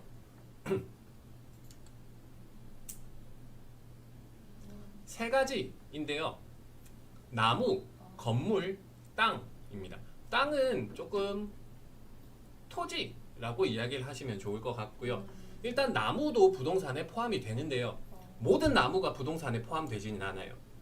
이제 특정한 조건이 있어요. 이 나무의 주인이 나다, 내가 이 나무의 주인이다 라는 걸 증명할 수 있고, 나라에 이 나무가 내 거예요 라고 등록을 하면 그때는 이 나무도 부동산이 돼요. 그리고 나무에서 나오는 열매도 부동산이 됩니다. 이렇게 되고요. 그 혹시 여러분들 뉴스 많이 보면 얼마 전에 LH 주택공사에서 투기를 많이 했었다는 맞아요, 맞아요. 뉴스 혹시 보신 적 있어요? 이제 그 뉴스 내용에 나왔던 부분인데 이제 그 직원분들이 투기를 할 때 그 땅 농지를 사서 그 농지에 나무를 막 심어놨었어요. 맞아요, 맞아요. 이제 그렇게 해서 그 땅의 가격을 올렸죠. 갑자기 확 올릴 수 있었던 게 나무도 등록을 하면 부동산처럼 취급을 받고 이제 보상금을 받을 수 있기 때문에 그래서 나무를 지었던 심었던 그런 겁니다. 맞죠? 이건 투자라기보다는 투기죠. 투기, 맞아요. 이 부동산에 대해서는 법으로 정하고 있기 때문에 법을 잘 아는 사람들은 이렇게 해서 굉장히 큰 돈을 벌기도 합니다. 물론 투기는 하면 안 되겠죠. 네. 굉장히 안 좋습니다. 그리고 다음 넘어가도록 하겠습니다. 부동산의 정의가 정확하게 나오는데요. 집은 5평인데 땅은 1000평. 나 그것도 있을 수는 있습니다. 나무도 등록해서 땅값을 올립시다 라고 하는데 오늘 뭐 하나 배워가네요. 나무를 심어서 땅값을 올리는 것보다는 건물을 짓는 게 좀 더 크겠죠. 이제 단기간에 땅값을 올리기 위해서 나무를 심었던 거고요. 이제 건물을 지어서 그걸 활용하는 게 더 좋다라고 보시면 되고요. 땅을 사는 게 좋을까요? 라고 물어보셨는데 땅을 사면 잡초는 안 돼요. 땅을 사놓으면 가격이 조금씩 계속 올라요. 이제 시간이 굉장히 많이 지나야지 원하는 만큼의 돈을 벌 수 있을 거다라는 생각이 들어요. 그게 아니라면 땅이 어떻게 개발될 거다라는 정보를 미리 입수한다면 사서 금방 돈을 벌 수는 있겠죠. 근데 그렇게 하기가 쉽지 않습니다. 거의 불가능에 가깝다라고 보시면 되고요. 이제 부동산의 정의는 이렇게 나와 있어요. 토지와 그 위에 있는 건축물 및 잇목, 나무라고 하고요. 혹은 다른 것에서는 토지와 그 정착물을 부동산이다라고 합니다. 주상복합, 아파트, 주택, 빌딩 이것은 좀 이따가 나올 내용이에요. 일단 부동산의 개념은 이렇고요. 여기서 기억하셔야 되는 건 나무도 부동산에 일부 포함이 된다. 그렇지만 모든 나무가 부동산에 포함되는 것은 아니다. 라는 것 정도만 기억하시면 될 것 같고요. 제가 2번 이야기하는 데는 이유가 있겠죠. 네. 좋습니다. 지붕도 등록합시다. 지붕은 건물의 일부이기 때문에 지붕은 따로 등록 안 하셔도 돼요. 이 부동산에도 건물로 인정받기 위해서는 몇 가지 조건이 필요합니다. 공무원들은 좋겠다. 땅 살 수도 있겠다. 있는데 이게 불법으로 정해져 있고요. 지금 LH 주택공사가 큰 일이 터진 이유도 하면 안 되는 행동을 했기 때문이에요. 불법입니다. 하시면 안 돼요. 하시면 안 돼요. 자, 다음 넘어가 보겠습니다. 그다음 부동산의 경제적 개념과 경제적 개념과 중요성인데요. 부동산은 여러분들이 생각하는 것보다 굉장히 복잡해요. 그리고 여러분들이 생각하는 것보다 굉장히 중요합니다. 땅 밑에 식수가 있으면 가격이 올라가나요? 어떻게 굉장히 저런 질문을 할 수가 있죠? 예리한 질문인데요. 나중에 나올 내용인데 땅 밑에 식수가 있으면 가격이 오릅니다. 3대 생산 요소 정확하게 알고 있네요. 토지와 노동, 자본인데요. 사람이 물건을 만들기 위해서 꼭 필요한 3가지입니다. 그 중에 하나는 땅이고요. 이미 여기서만 봐도 알 수 있듯이 부동산은 굉장히 중요한 역할을 하고 있습니다. 그리고 2번째, 생산 요소이면서 소비재다. 땅에 지하철이 있어도 오르나? 그 지하철 같은 경우는 조금 애매해요. 이제 지하철에 공사가 제대로 되지 않아서 그 소음이나 진동이 느껴질 경우에는 가격이 떨어지게 되겠죠. 대신에 지하철역 근처에 있는 곳은 교통이 원활하고 움직이기가 편해서 가격이 올라가는 성격도 가지고 있습니다. 그리고 생산 요소이면서 소비재다라고 하는데요. 부동산을 통해서 물건을 만들어내기도 하고 부동산 자체를 만들기도 하는데 이 부동산을 사람들이 직접 쓰기도 해요. 집을 짓게 되면 그 집에서 살아야 되죠. 주변 시설로 인해 가격이 오를 수 있나요? 이 지금 보내주신 내용들은 나중에 뒤에서 한번 제가 다 다룰 내용이에요. 그래서 지금은 진도를 먼저 나가도록 하겠습니다. 네. 그리고 상품인데요. 부동산은 그 가지고 있는 그 자체만으로도 그 상품이 돼요. 집값이 오르고 떨어지는 기준도 10분 거리에 있으면 돼요. 좋은 질문들. 질문들이 너무너무 많아가지고 지금 우리 강사님이 진도를 못 나가고 있습니다, 여러분. 여러분들 지금 물어보는 걸 제가 뒤에 다 준비해 왔어요. 걱정 안 하셔도 됩니다. 네. 그리고 부동산을 가지고 있는 그 자체로도 자산이 되기도 하고 그 자본이 되기도 한다라는 거예요. 부동산을 가지고 있기만 하면 돈이 될 수도 있고요. 돈을 만들어낼 수도 있습니다. 그래서 굉장히 중요해요. 그리고 이제부터 알아볼 내용들입니다. 토지, 그리고 주거용 부동산, 상업용 부동산. 물론 이 세 가지가 끝은 아니에요. 공업용 부동산도 있고요. 그리고 종교시설, 문화시설 여러 가지들이 있습니다. 이제 이 중에서도 토지에 대한 이야기를 할 텐데요. 토지는 아까 식수 이야기를 한 친구가 있었죠. 네. 이제 그 질문에 대답을 하자면 땅값이 오르기도 한다 라는 거고요. 그 이유는 여기에 있습니다. 토지, 땅을 갖는다 라는 건 그 눈에 보이는 우리 발에 밟히는 이 땅만 갖는 게 아니라 그 땅의 일정 부분 지하와 지상까지도 그 땅을 갖는 게 돼요. 그래서 그 내가 가진 땅 밑으로 지하철을 뚫는다 혹은 식수가 있다 라고 하면 가격이 바뀝니다. 그리고 이 땅은 이 땅을 어떤 목적으로 써야 된다 라는 기준이 있어요. 이제 그걸 두 글자로 지목이라고 하고요. 과수원으로 쓸지 농지로 쓸지 아니면 이 땅 위에 건물을 지어 올릴지 등에 따라서 토지의 목적은 총 16가지 정도로 나뉘어져요. 굉장히 많죠. 네. 이 건물뿐만이 아니라 땅도 굉장히 어렵고 공부해야 되는 내용들이 많이 있어요. 굉장히 방대합니다. 그리고 계속 말씀드리는 부분인데 이 부동산은 우리가 눈으로 볼 수 있다라고 생각을 하지만 사실 눈으로 볼 수 없는 3차원 입체적인 공간이고요. 이제 그걸 법으로 다 정해놨어요. 그래서 부동산에 대한 관심을 갖고 익숙해지면 부동산에 대한 공부도 하셔야 됩니다. 그리고 마지막, 이 토지는 사람의 생활 구역에 따라 또 나뉘어져요. 이제 그래서 그 기준을 용도 구역이라는 어려운 말로 표현할 수 있는데요. 이 용도 구역에 따라서 똑같은 땅, 똑같은 넓이의 땅에도 지을 수 있는 건물의 높이나 건물의 크기가 달라집니다.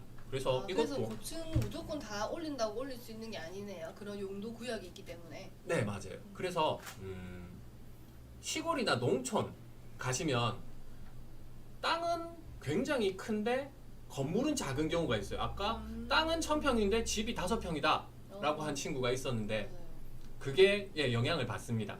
용도 구역에 영향을 받아요. 그리고 서면 여러분들 가보셨죠? 네. 서면 같은 경우에는 상업 구역이에요. 그래서 건물을 높이 넓게 지을 수도 있습니다. 그럼 그 용도 구역이라는 거는 누가 정하고 어떻게 뭐 바꿀 수도 있는 거예요? 그것도 법으로 정하는 거죠. 센텀도 나오고 네. 그렇습니다. 그래서 이 땅도 공부를 하다 보면 신기하고 재밌는 것들이 굉장히 많이 있어요. 그리고 다음 넘어가겠습니다. 그리고 주거용 부동산인데요. 이 주거용 부동산은 사람의 주거, 사람이 살기 위해서 하는 건데요. 수도권인지에 따라서 값이 달라지나요? 라는 내용이 있는데요. 수도권인지 아닌지는 그렇게 중요하지 않습니다. 그 땅을 필요로 하는 사람들이 얼마나 있느냐에 따라서 가격이 달라지고요. 해변가에도 해변가를 살 수 있나요? 해변가를 그 말인 것 구입할 수는 없습니다.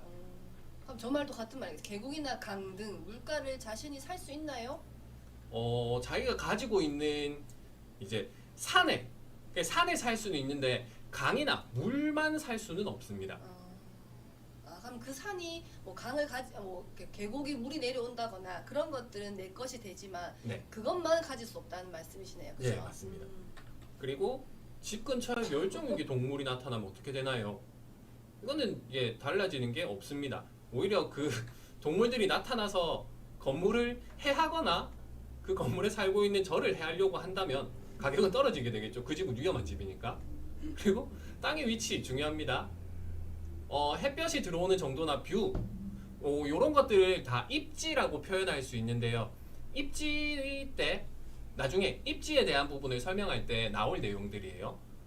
간단하게 표현하면 햇볕이 들어오는 정도나 뷰 때문에 집값이 오를 수 있습니다. 그렇죠. 남향이 더 높은 값에 팔리지 않나요? 일반적으로는 그렇죠.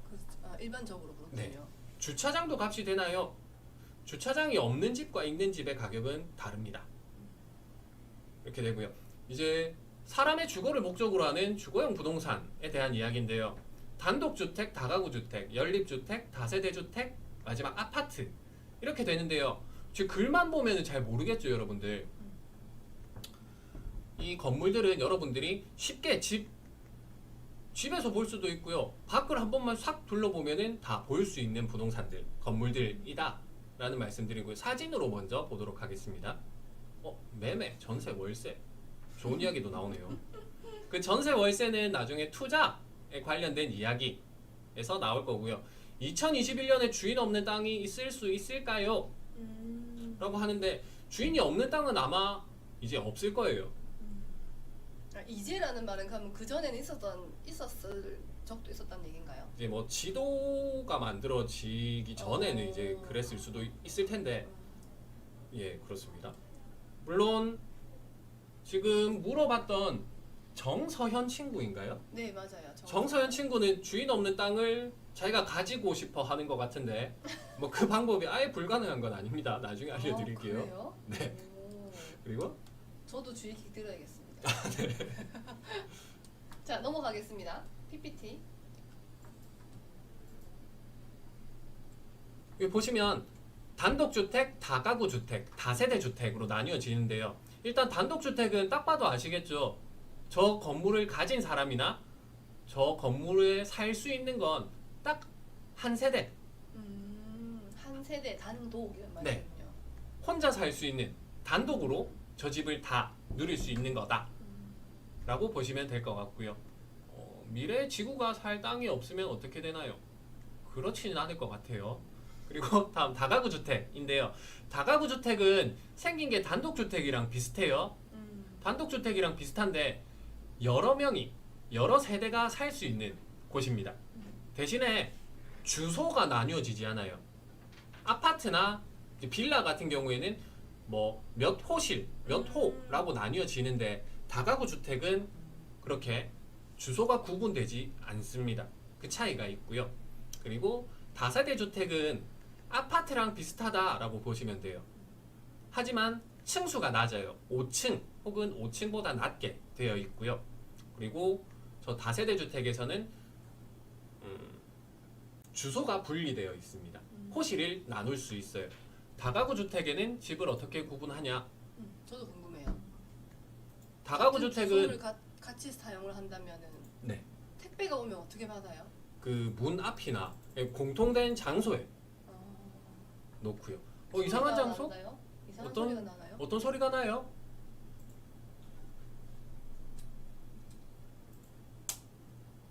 누가 말하는 소리? 음소거 해제 부탁드립니다. 다들 음소거를 안 한 친구들이 몇 명 있는 것 같은데 음소거 돼 있는지 한 번만 확인 부탁드릴게요.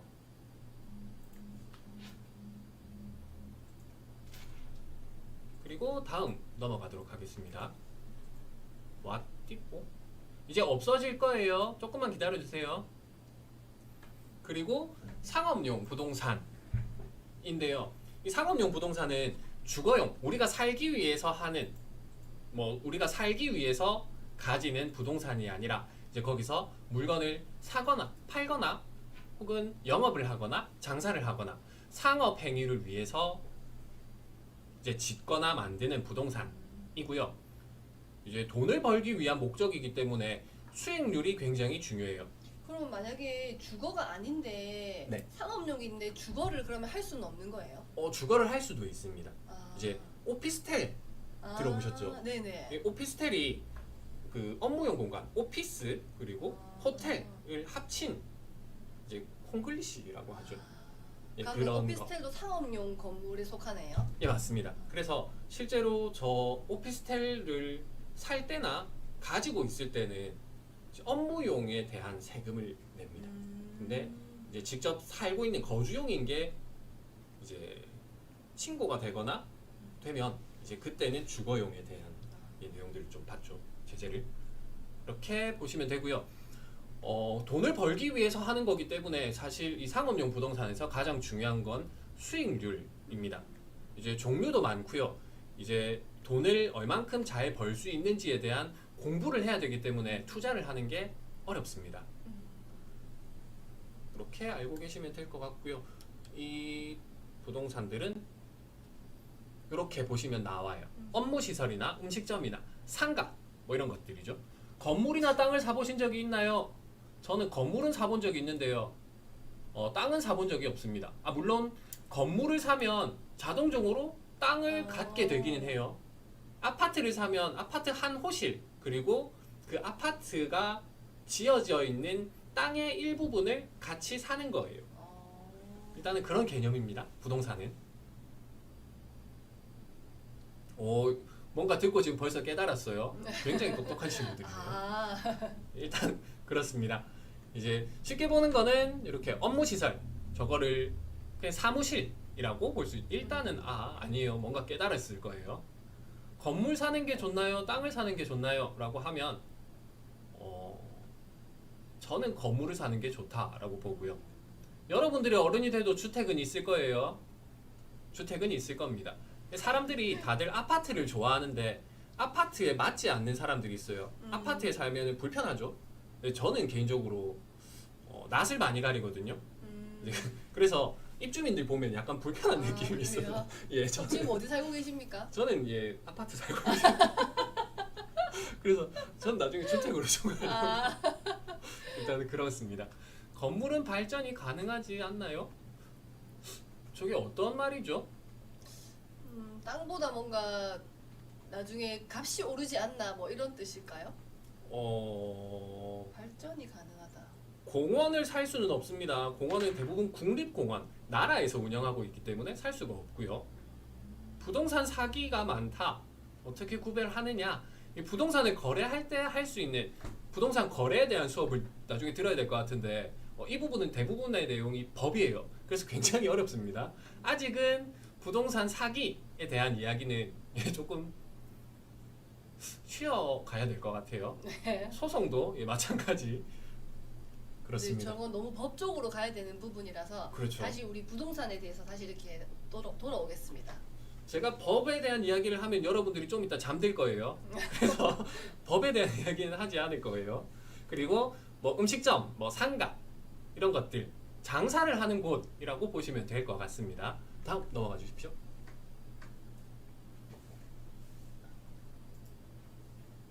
이제 아까 여러분들이 끊임없이 물어봤던 입지인데요. 그 입지는 정확하게 나오고 있어요. 사람들이 경제 활동을 하기 위해 선택하는 장소인데요. 부동산을 하면 집을 많이 사놔야 하나요? 라고 하는데요. 그렇지는 않습니다. 집이 많으면 돈을 많이 벌 것 같은데요. 집을 많이 가지게 되면 그만큼 세금을 많이 내야 돼요. 아파트 6채. 아파트 6채. 굉장히 많네요. 그분은 세금이 장난이 아닐 것 같은데요. 세금을 많이 낼 거예요.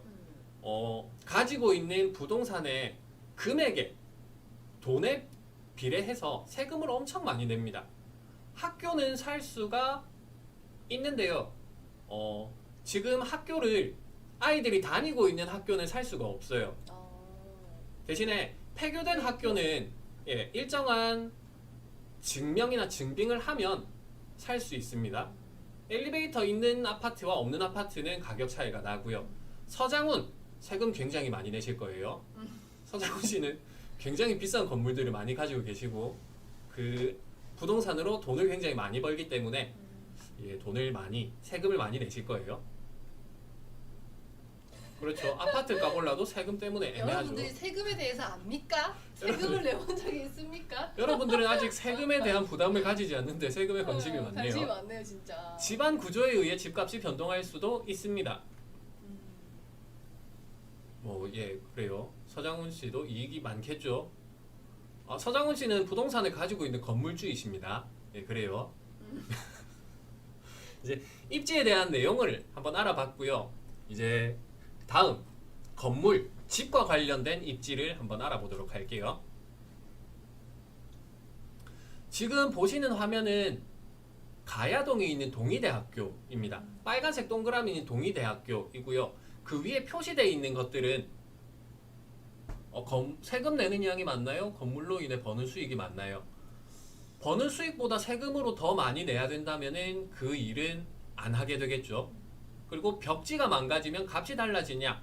라는 질문인데 벽지가 망가지면 그냥 벽지를 다시 하지 벽지가 망가졌다고 건물을 팔진 않습니다.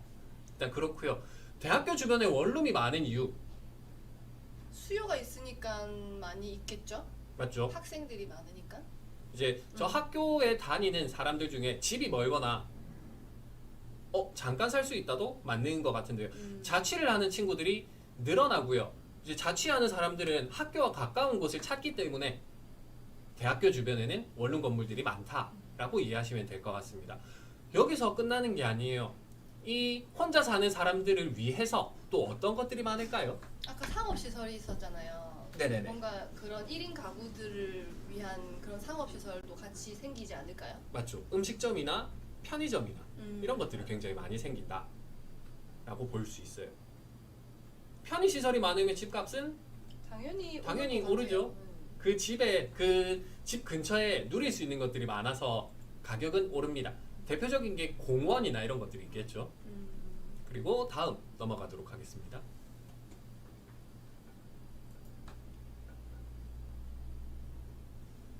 이 다음은 여러분들 집 근처죠. 지하철역 따라 있는 아파트들입니다. 역세권. 맞죠? 역세권이라고 바로 네. 표현할 수 있는데요.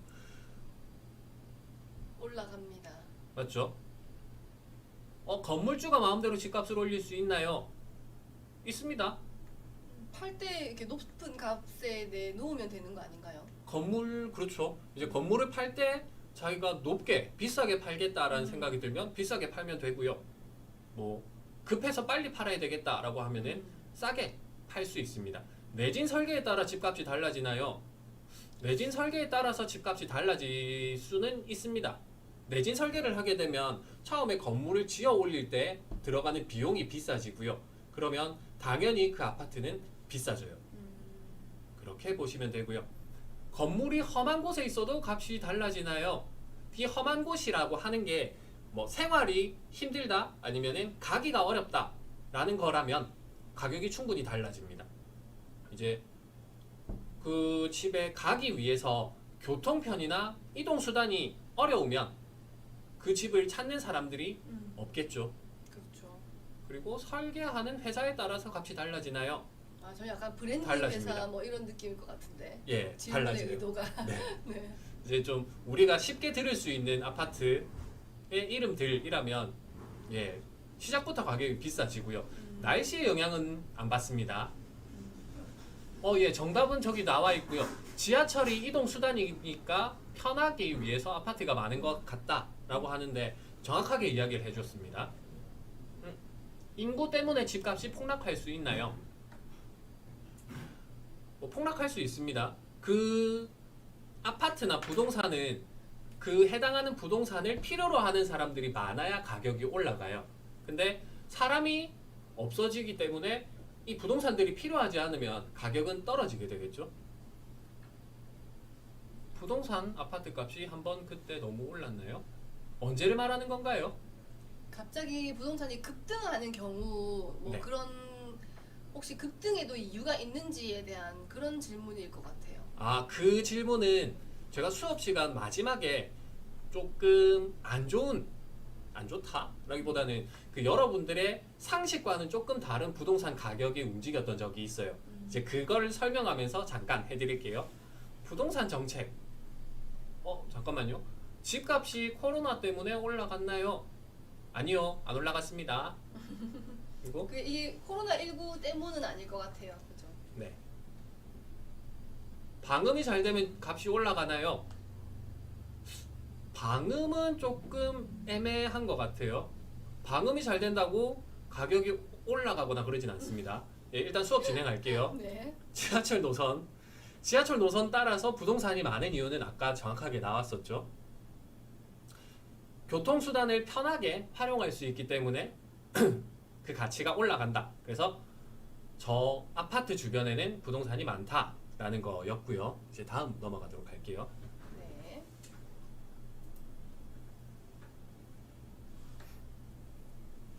그리고 넘어갔나요? 아니요, 안 넘어. 넘어갔습니다. 같은 아파트 그리고 같은 넓이의 부동산인데도 값이 달라지는 이유인데요. 이 전입니다.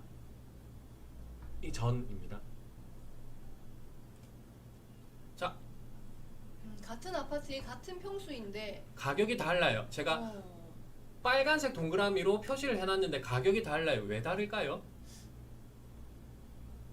왜 그런 거예요? 지금 마우스 있는 그쪽에 두 번째 칸을 보시면 뷰하고 좀 비슷한데요. 아파트의 층수에 따라 다릅니다. 음, 지금 더 낮은 가격의 부동산은 낮은 층, 저층이라고 표시가 되어 있고요. 비싼 층은 아마 중층, 중간 정도에 있는 층수다 라고 되어 있을 거예요. 낮은 층, 1층 같은 경우에는 뷰가 없잖아요. 1층은. 1층 같은 경우에는 주변을 둘러보면 다들 밖에서 집 안을 볼 수도 있어요. 그래서 사생활 보호가 조금 안 된다, 불편하다라는 생각이 있고요. 중간 정도의 층이 되면 한 7층, 8층에서 15층 정도? 한 중간 정도라고 보시면 될 것 같아요. 맞아요. 사람들이 엘리베이터를 탄다고 굉장히 시끄럽게 보는 사람들도 있어요. 그래서 1층 혹은 낮은 층에서는 아파트가 생각보다 상대적으로는 조금 저렴한 편에 속해요. 그리고 너무 높이 올라가 버리면 불편합니다. 엘리베이터를 타고 올라가는 시간도 굉장히 오래 걸리고요. 1층이랑 15층 가격 차이가 꽤 많이 납니다. 지금 여기서도 가격 차이가 꽤 많이 나죠. 그리고 다음 넘어가도록 하겠습니다. 1.5층. 1.5층은 그렇게 큰 차이가 없습니다. 사생활 보호는 가능하다라는 거고요. 증여 거래는 어떻게 할까요?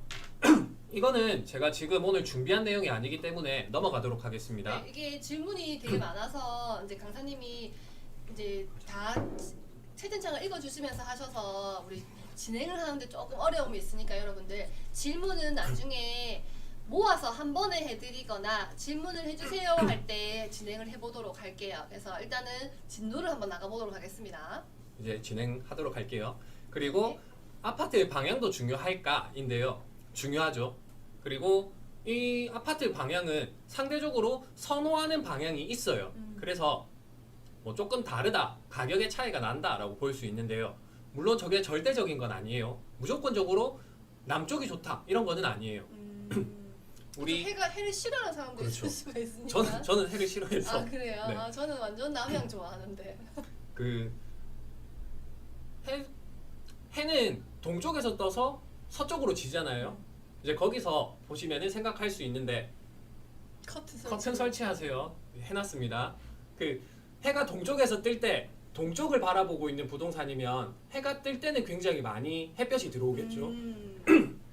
근데 딱 12시가 지나면 정오가 지나면 아파트 바로 위쪽에 해가 있어요. 그래서 그 이후부터는 햇볕이 잘 안 들어옵니다. 그렇겠네요. 이런 단점이 있고요. 강할 때는 햇볕이 셀 때도 있고 약할 때도 있다라고 보시면 되고요. 서쪽도 마찬가지예요. 동쪽에서 떠서 점심때까지는 햇볕이 잘 안 들어와요. 그리고 그 이후로는 햇볕이 많이 들어옵니다. 그렇게 될 수 있고요. 그리고 남쪽을 보고 있는 아파트 같은 경우에는 해가 이게 남쪽 보고 있는 아파트예요. 해가 이렇게 올라오면서 고르게 햇볕이 들어와요. 그래서 일조량이 굉장히 풍부하다, 많다라고 보시면 돼요. 반대로 북쪽을 보고 있으면 햇볕을 아예 등지고 있어요. 그래서 햇볕이 잘 안 들어온다. 일조량이 굉장히 적다. 그래서 사람들이 빨래를 하고 나면 북쪽을 보고 있는 아파트 같은 경우에 빨래가 잘 안 마르기도 해요. 이제 이런 불편함도 있다라는 거고요. 일조권을 뺏긴다면 보상. 대부분 남쪽을 좋아해요. 대부분 남쪽을 좋아합니다. 햇볕이 많이 들어와야지 일단 집이 밝아요. 집이 밝고 이제 곰팡이나 안 좋은 것들이 집에 별로 없어요. 그래서 남쪽을 굉장히 많이 사람들이 선호합니다. 저도. 그렇게 알고 계시면 될 것 같고요. 이제 네. 다음 넘어가도록 하겠습니다. 아쉽네요. 결론적으로 방향도 차이가 있습니다. 하지만 남쪽이 무조건 좋은 건 아니다 라는 거고요. 이제는 상업용 부동산의 입지인데요. 지금 보시는 화면은 서면에 있는 드러그스토어 올리브영의 위치인데요. 이 건물들, 이 매장들의 차이점이, 공통점이 있는데요. 뭐가 있을까요? 이 지도만 보고 그 여러분들이 판단하면 조금 어렵긴 한데 지하철 근처라고 하기에는 조금 애매한데 대로? 아닌가? 대로변인 것도 있고요. 그리고 또 하나 더 있습니다. 이 건물 모서리예요. 아, 각지. 네, 이 건물의 모서리에 있습니다. 아, 건물이란다. 길에 모이는 모서리. 여기에 있어요. 일단 여기서 보시면 알 수 있는 사실인데요. 대로변에 있으면 그 큰 길을 다니는 사람들이 많아서 이제 이 건물, 이 가게는 사람들에게 노출이 많이 돼요. 그리고 큰 길에 있으면 그 나중에 여러분들이 약속을 잡게 되면 어떤 건물 앞에서 보자라는 이야기를 굉장히 많이 할 거예요. 그래서 그 건물 자체가 유명해질 수 있고요. 유명해지면 물건을 사야 될 때 그 건물에 바로바로 떠올릴 수가 있습니다. 그래서 사람들이 많이 오게 될 거고요. 모서리에 있으면 손해인가요? 이득인가요? 라고 하는데요. 모서리에 있으면 길 두 가지 방향이 같이 보일 수 있어요. 그래서 모서리에 있으면 결론적으로 이득입니다. 그래서 모서리에 있는 건물들을 잘 보시면 좀 유명한 프랜차이즈들이 많을 거예요.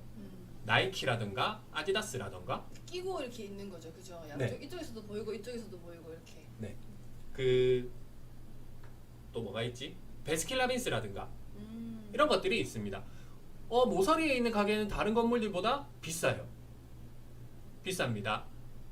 아주 비싸요. 그리고 4차로 근처에 있는 가게들도 비쌉니다. 그리고 유명한 사람이 산다고 해서 가격이 달라지진 않습니다. 올리브영이 지금 많아 보이는데 올리브영 같은 경우에는 저렇게 중심적인 상업시설 근처에만 있어요. 이게 부산의 중심은 거의 서면이나 아니면은 학교 근처, 대학교 근처 어떻게 보면 조금 발달한 상권에만 저 올리브영이 들어갑니다. 되게 많다라고 하는데 그렇게 많지는 않습니다. 이제 다음 넘어가도록 하겠습니다. 스타벅스가 훨씬 많아요, 여러분들. 제가 처음에 이거 스타벅스로 하려고 했는데 너무 많아서 스타벅스가 서면에 한 12개 정도 되더라고요. 그래서 안 했습니다. 그래서 스타벅스는 뺐어요. 그리고 지금 보시는 내용은 모서리 부분이 더 넓지는 않습니다. 오히려 더 비싸기 때문에 좁은 경향도 있어요. 그리고 다음 유동인구인데요. 상업용 부동산에서는 꼭 봐야 되는 것 중에 하나입니다. 지금 그렇죠. 사람이 일단 많이 와야지 좋은 부동산일 텐데 그러려면은 그렇죠. 사람들이 많이 다녀야 되는 거니까, 그죠? 네, 유동인구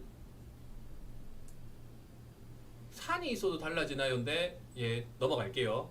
안 달라집니다.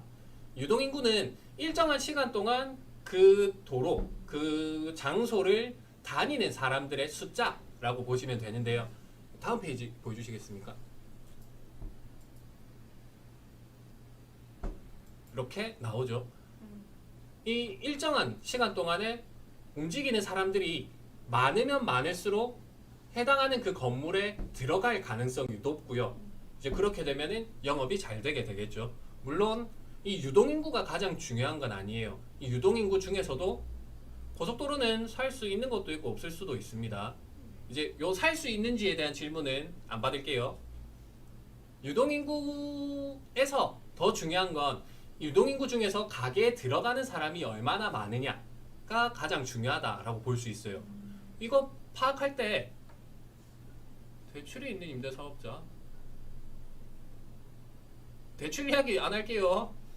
유동인구는 일정 시간 동안 그 지역, 그 건물 앞을 돌아다니는 사람들의 숫자입니다. 그 건물 앞을 돌아다니는 사람들 중에서도 그 건물로 얼마나 들어가는지가 굉장히 중요하다라고 볼 수 있고요. 이렇게 파악은 할 수 있는 방법이 굉장히 쉽습니다. 여러분도 할 수 있어요. 한 명 한 명 갈 때마다 체크하면 됩니다. 저게 상당한 수작업의 결과예요. 그러면 지금 이 나와 있는 이것도 다 사람이 다 일일이 체크를 한 결과인 거예요? 예, 맞습니다. 하나하나 다 체크한 거예요. 지금은 저 날짜가 언제인지 정확하게 제가 파악은 못했는데요. 아마 크게 줄어들진 않았을 거예요. 유동인구도 중요한 지표 중에 하나입니다. 재건축과 리모델링, 건물을 처음부터 짓는 게 더 비싸겠죠. 다음 넘어가도록 하겠습니다.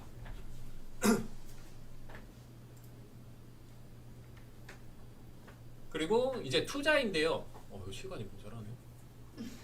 투자인데요. 부동산에는 크게 직접 투자와 간접 투자 이 두 가지 방법이 있습니다. 부동산을 투자하는 방법인데요. 이렇게 네 글자로 직접 투자, 간접 투자 이야기를 들으면 조금 어려울 수도 있어서 간단한 예시를 들어보도록 하겠습니다. 두 페이지만 넘겨주십시오.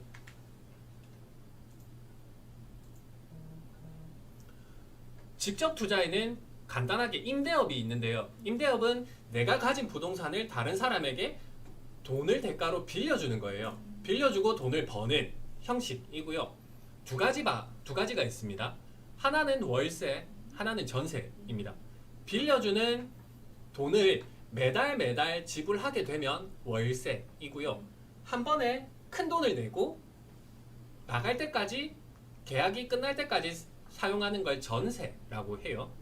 이제 부동산을 내가 가지고 있는 상태에서 직접적인 그 거래를 하고 직접적인 활동을 하는 거기 때문에 직접 투자에 속한다 라고 보시면 되고요. 빨간 글씨죠. 중요합니다. 다음 넘어가도록 하겠습니다. 그리고 두 번째, 간접 투자인데요. 리츠라고 해요. 이 리츠는 영어 단어를 줄여서 표현한 거고요. 간접 투자 방식이 있다라는 것만 기억하시면 됩니다. 맞습니다. 전세는 몇 년 살고 나가야 될 수도 있어요. 무조건 나가야 되는 건 아닙니다. 그리고 리츠인데요. 이 리츠는 금융 투자 상품이에요. 금융 상품인데 보시면 부동산에 투자하는 금융 상품이에요. 맞아요. 펀드입니다. 펀드의 일종이에요. 부동산이나 부동산과 관련된 자산에 혹은 자본에 투자를 하는 금융 상품입니다. 그래서 내가 직접 하는 게 아니라 이 펀드를 운용하는 회사나 운영하는 부동산 전문가에게 맡기는, 직접 하는 게 아니라서 간접 투자 방식에 속해요. 그럼 펀드 형식이라도 그 부동산에 대한 소유가 나의 소유가 될 수 있나요? 지분으로 제가 받는 것처럼 되죠. 이 리츠의 장점도 있습니다. 이 리츠를 하게 되면 부동산을 적은 돈으로 투자를 할 수 있어요. 그리고 실제로 부동산은 비싸기 때문에 파는 게 어렵거든요.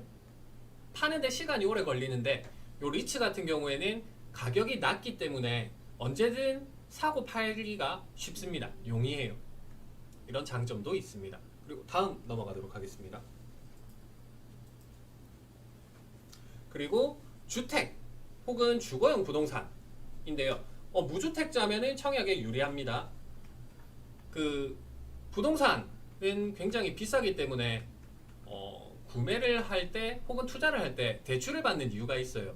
다음 넘어가도록 하겠습니다. 밑에 간단한 예시는 나중에 한번 읽어보셔야 될 것 같고요. 시간 관계상 간단하게 설명만 하고 넘어갈게요.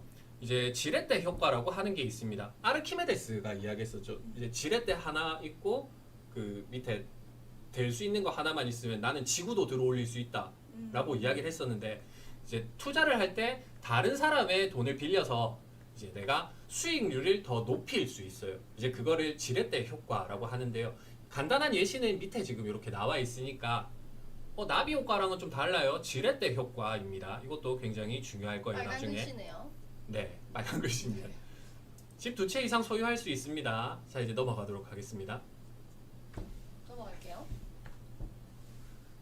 대출을 해서 좋은 아파트를 사는 게 낫나요? 대출을 안 하고 싼 아파트를 사는 게 낫나요? 이 판단은 직접 해보셔야 될 것 같아요. 사람마다 빚을 좋아하는 사람이 있고 빚을 싫어하는 사람도 있고 하기 때문에 좀 어렵습니다. 그 내용에 대해서 답변하기에는. 그리고 다음, 그렇다고 무턱대고 돈을 많이 빌려서 투자할 수는 없어요. 보시면 이상한 영어 단어들이 나오는데요. 이 단어들은 부동산을 많은 돈을 빌려서 사지 못하도록 규제를 해놓은 거예요. 딱 정해놓은 거예요. 이제 그렇게 해서 보시면 되고요. 구축 25평, 신축 25평 똑같습니다. 똑같은 거예요. 자, 다음 넘어갈게요. 그리고 마지막, 부동산의 가격이 오르지 않고 떨어지는 경우도 있습니다. 사람들이 다들 부동산을 필요로 해요. 사람이 사람답게 살기 위해서 필요한 3가지 요소가 있죠. 의식주, 그 중에서 하나인 부동산인데요. 부동산을 쉽게 살 수 있도록 사람들에게 대출을 잘 내주면 가격이 굉장히 많이 올라요. 실제로 미국에 있었던 일인데요. 미국에서는 2000년대 초반에 부동산을 쉽게 살 수 있도록 대출을 많이 늘려줬어요. 그래서 사람들이 갑자기 너도 나도 부동산을 살 수 있게 됐고요.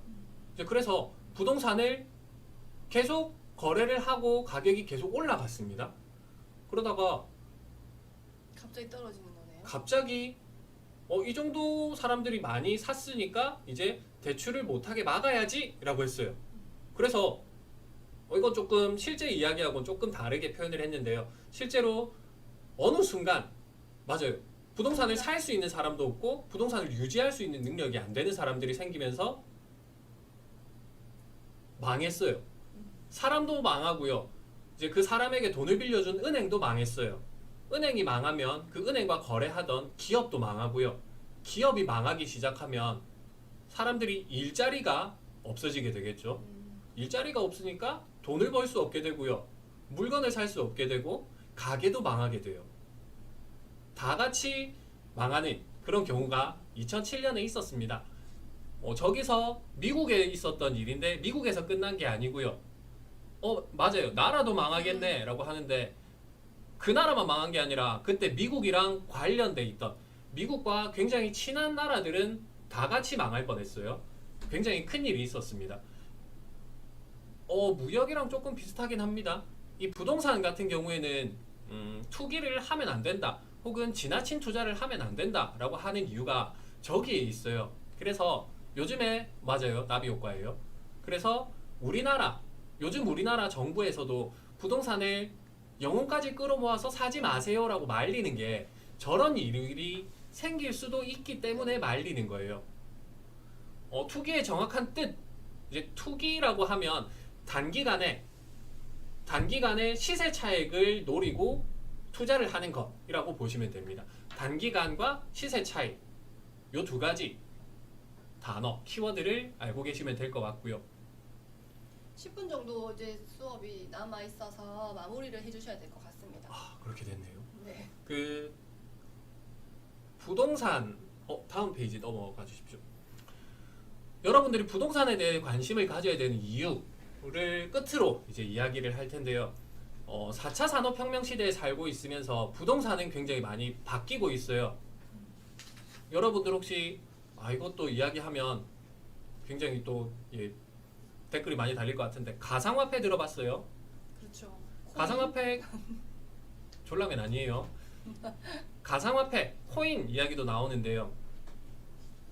가상화폐처럼 가상의 부동산도 나왔어요. 지금 사이트를 잠깐 보여드릴게요. 네, 어스2. 잠시만요. 제가 공유 해지를 한번 끌어드릴게요. 예. 됐습니다. 지금 보시는 화면인데요. 어스2라고 하는 사이트입니다. 두 번째 지구라는 뜻을 가지고 있는데요. 이 어스2에서는 지금 현실의 지구를 인터넷으로 본따서 만들었어요. 여기서 부동산에 투자를 할 수 있습니다. 이 사이트에서 투자를 할 수 있나요? 네. 그래서 이 사이트는 지금 처음보다 가격이 조금 많이 오른 상태예요. 여기 체크 잇 아웃 한번 들어가 보실까요?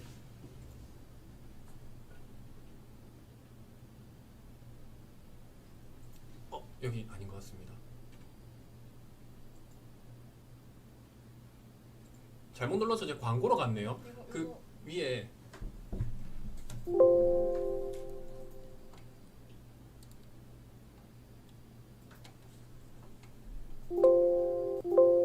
보시면 이 부동산들의 시세예요. 이게 처음보다 가격이 계속 뛰고 있고요. 이런 가상현실 세계를 이제 쉽게 뭐 메타버스라고 이야기를 많이 하던데 이게 이 기술이 그냥 지금 이 일상생활에서뿐만이 사진이 아니라 실제 그 부동산 사진인 건가요? 네 맞습니다. 그래서 이것들을 살 수 있어요. 살고 팔고 할 수 있습니다. 부동산 자체로도 중요하기 때문에 공부해야 되는 것도 맞고요. 이 부동산의 앞으로 변화되는 방향을 알기 위해서도 여러분도 보셔야 된다라는 거예요. 금융회사에서 하지 말라고 하는데 사람들이 너무 많이 진다.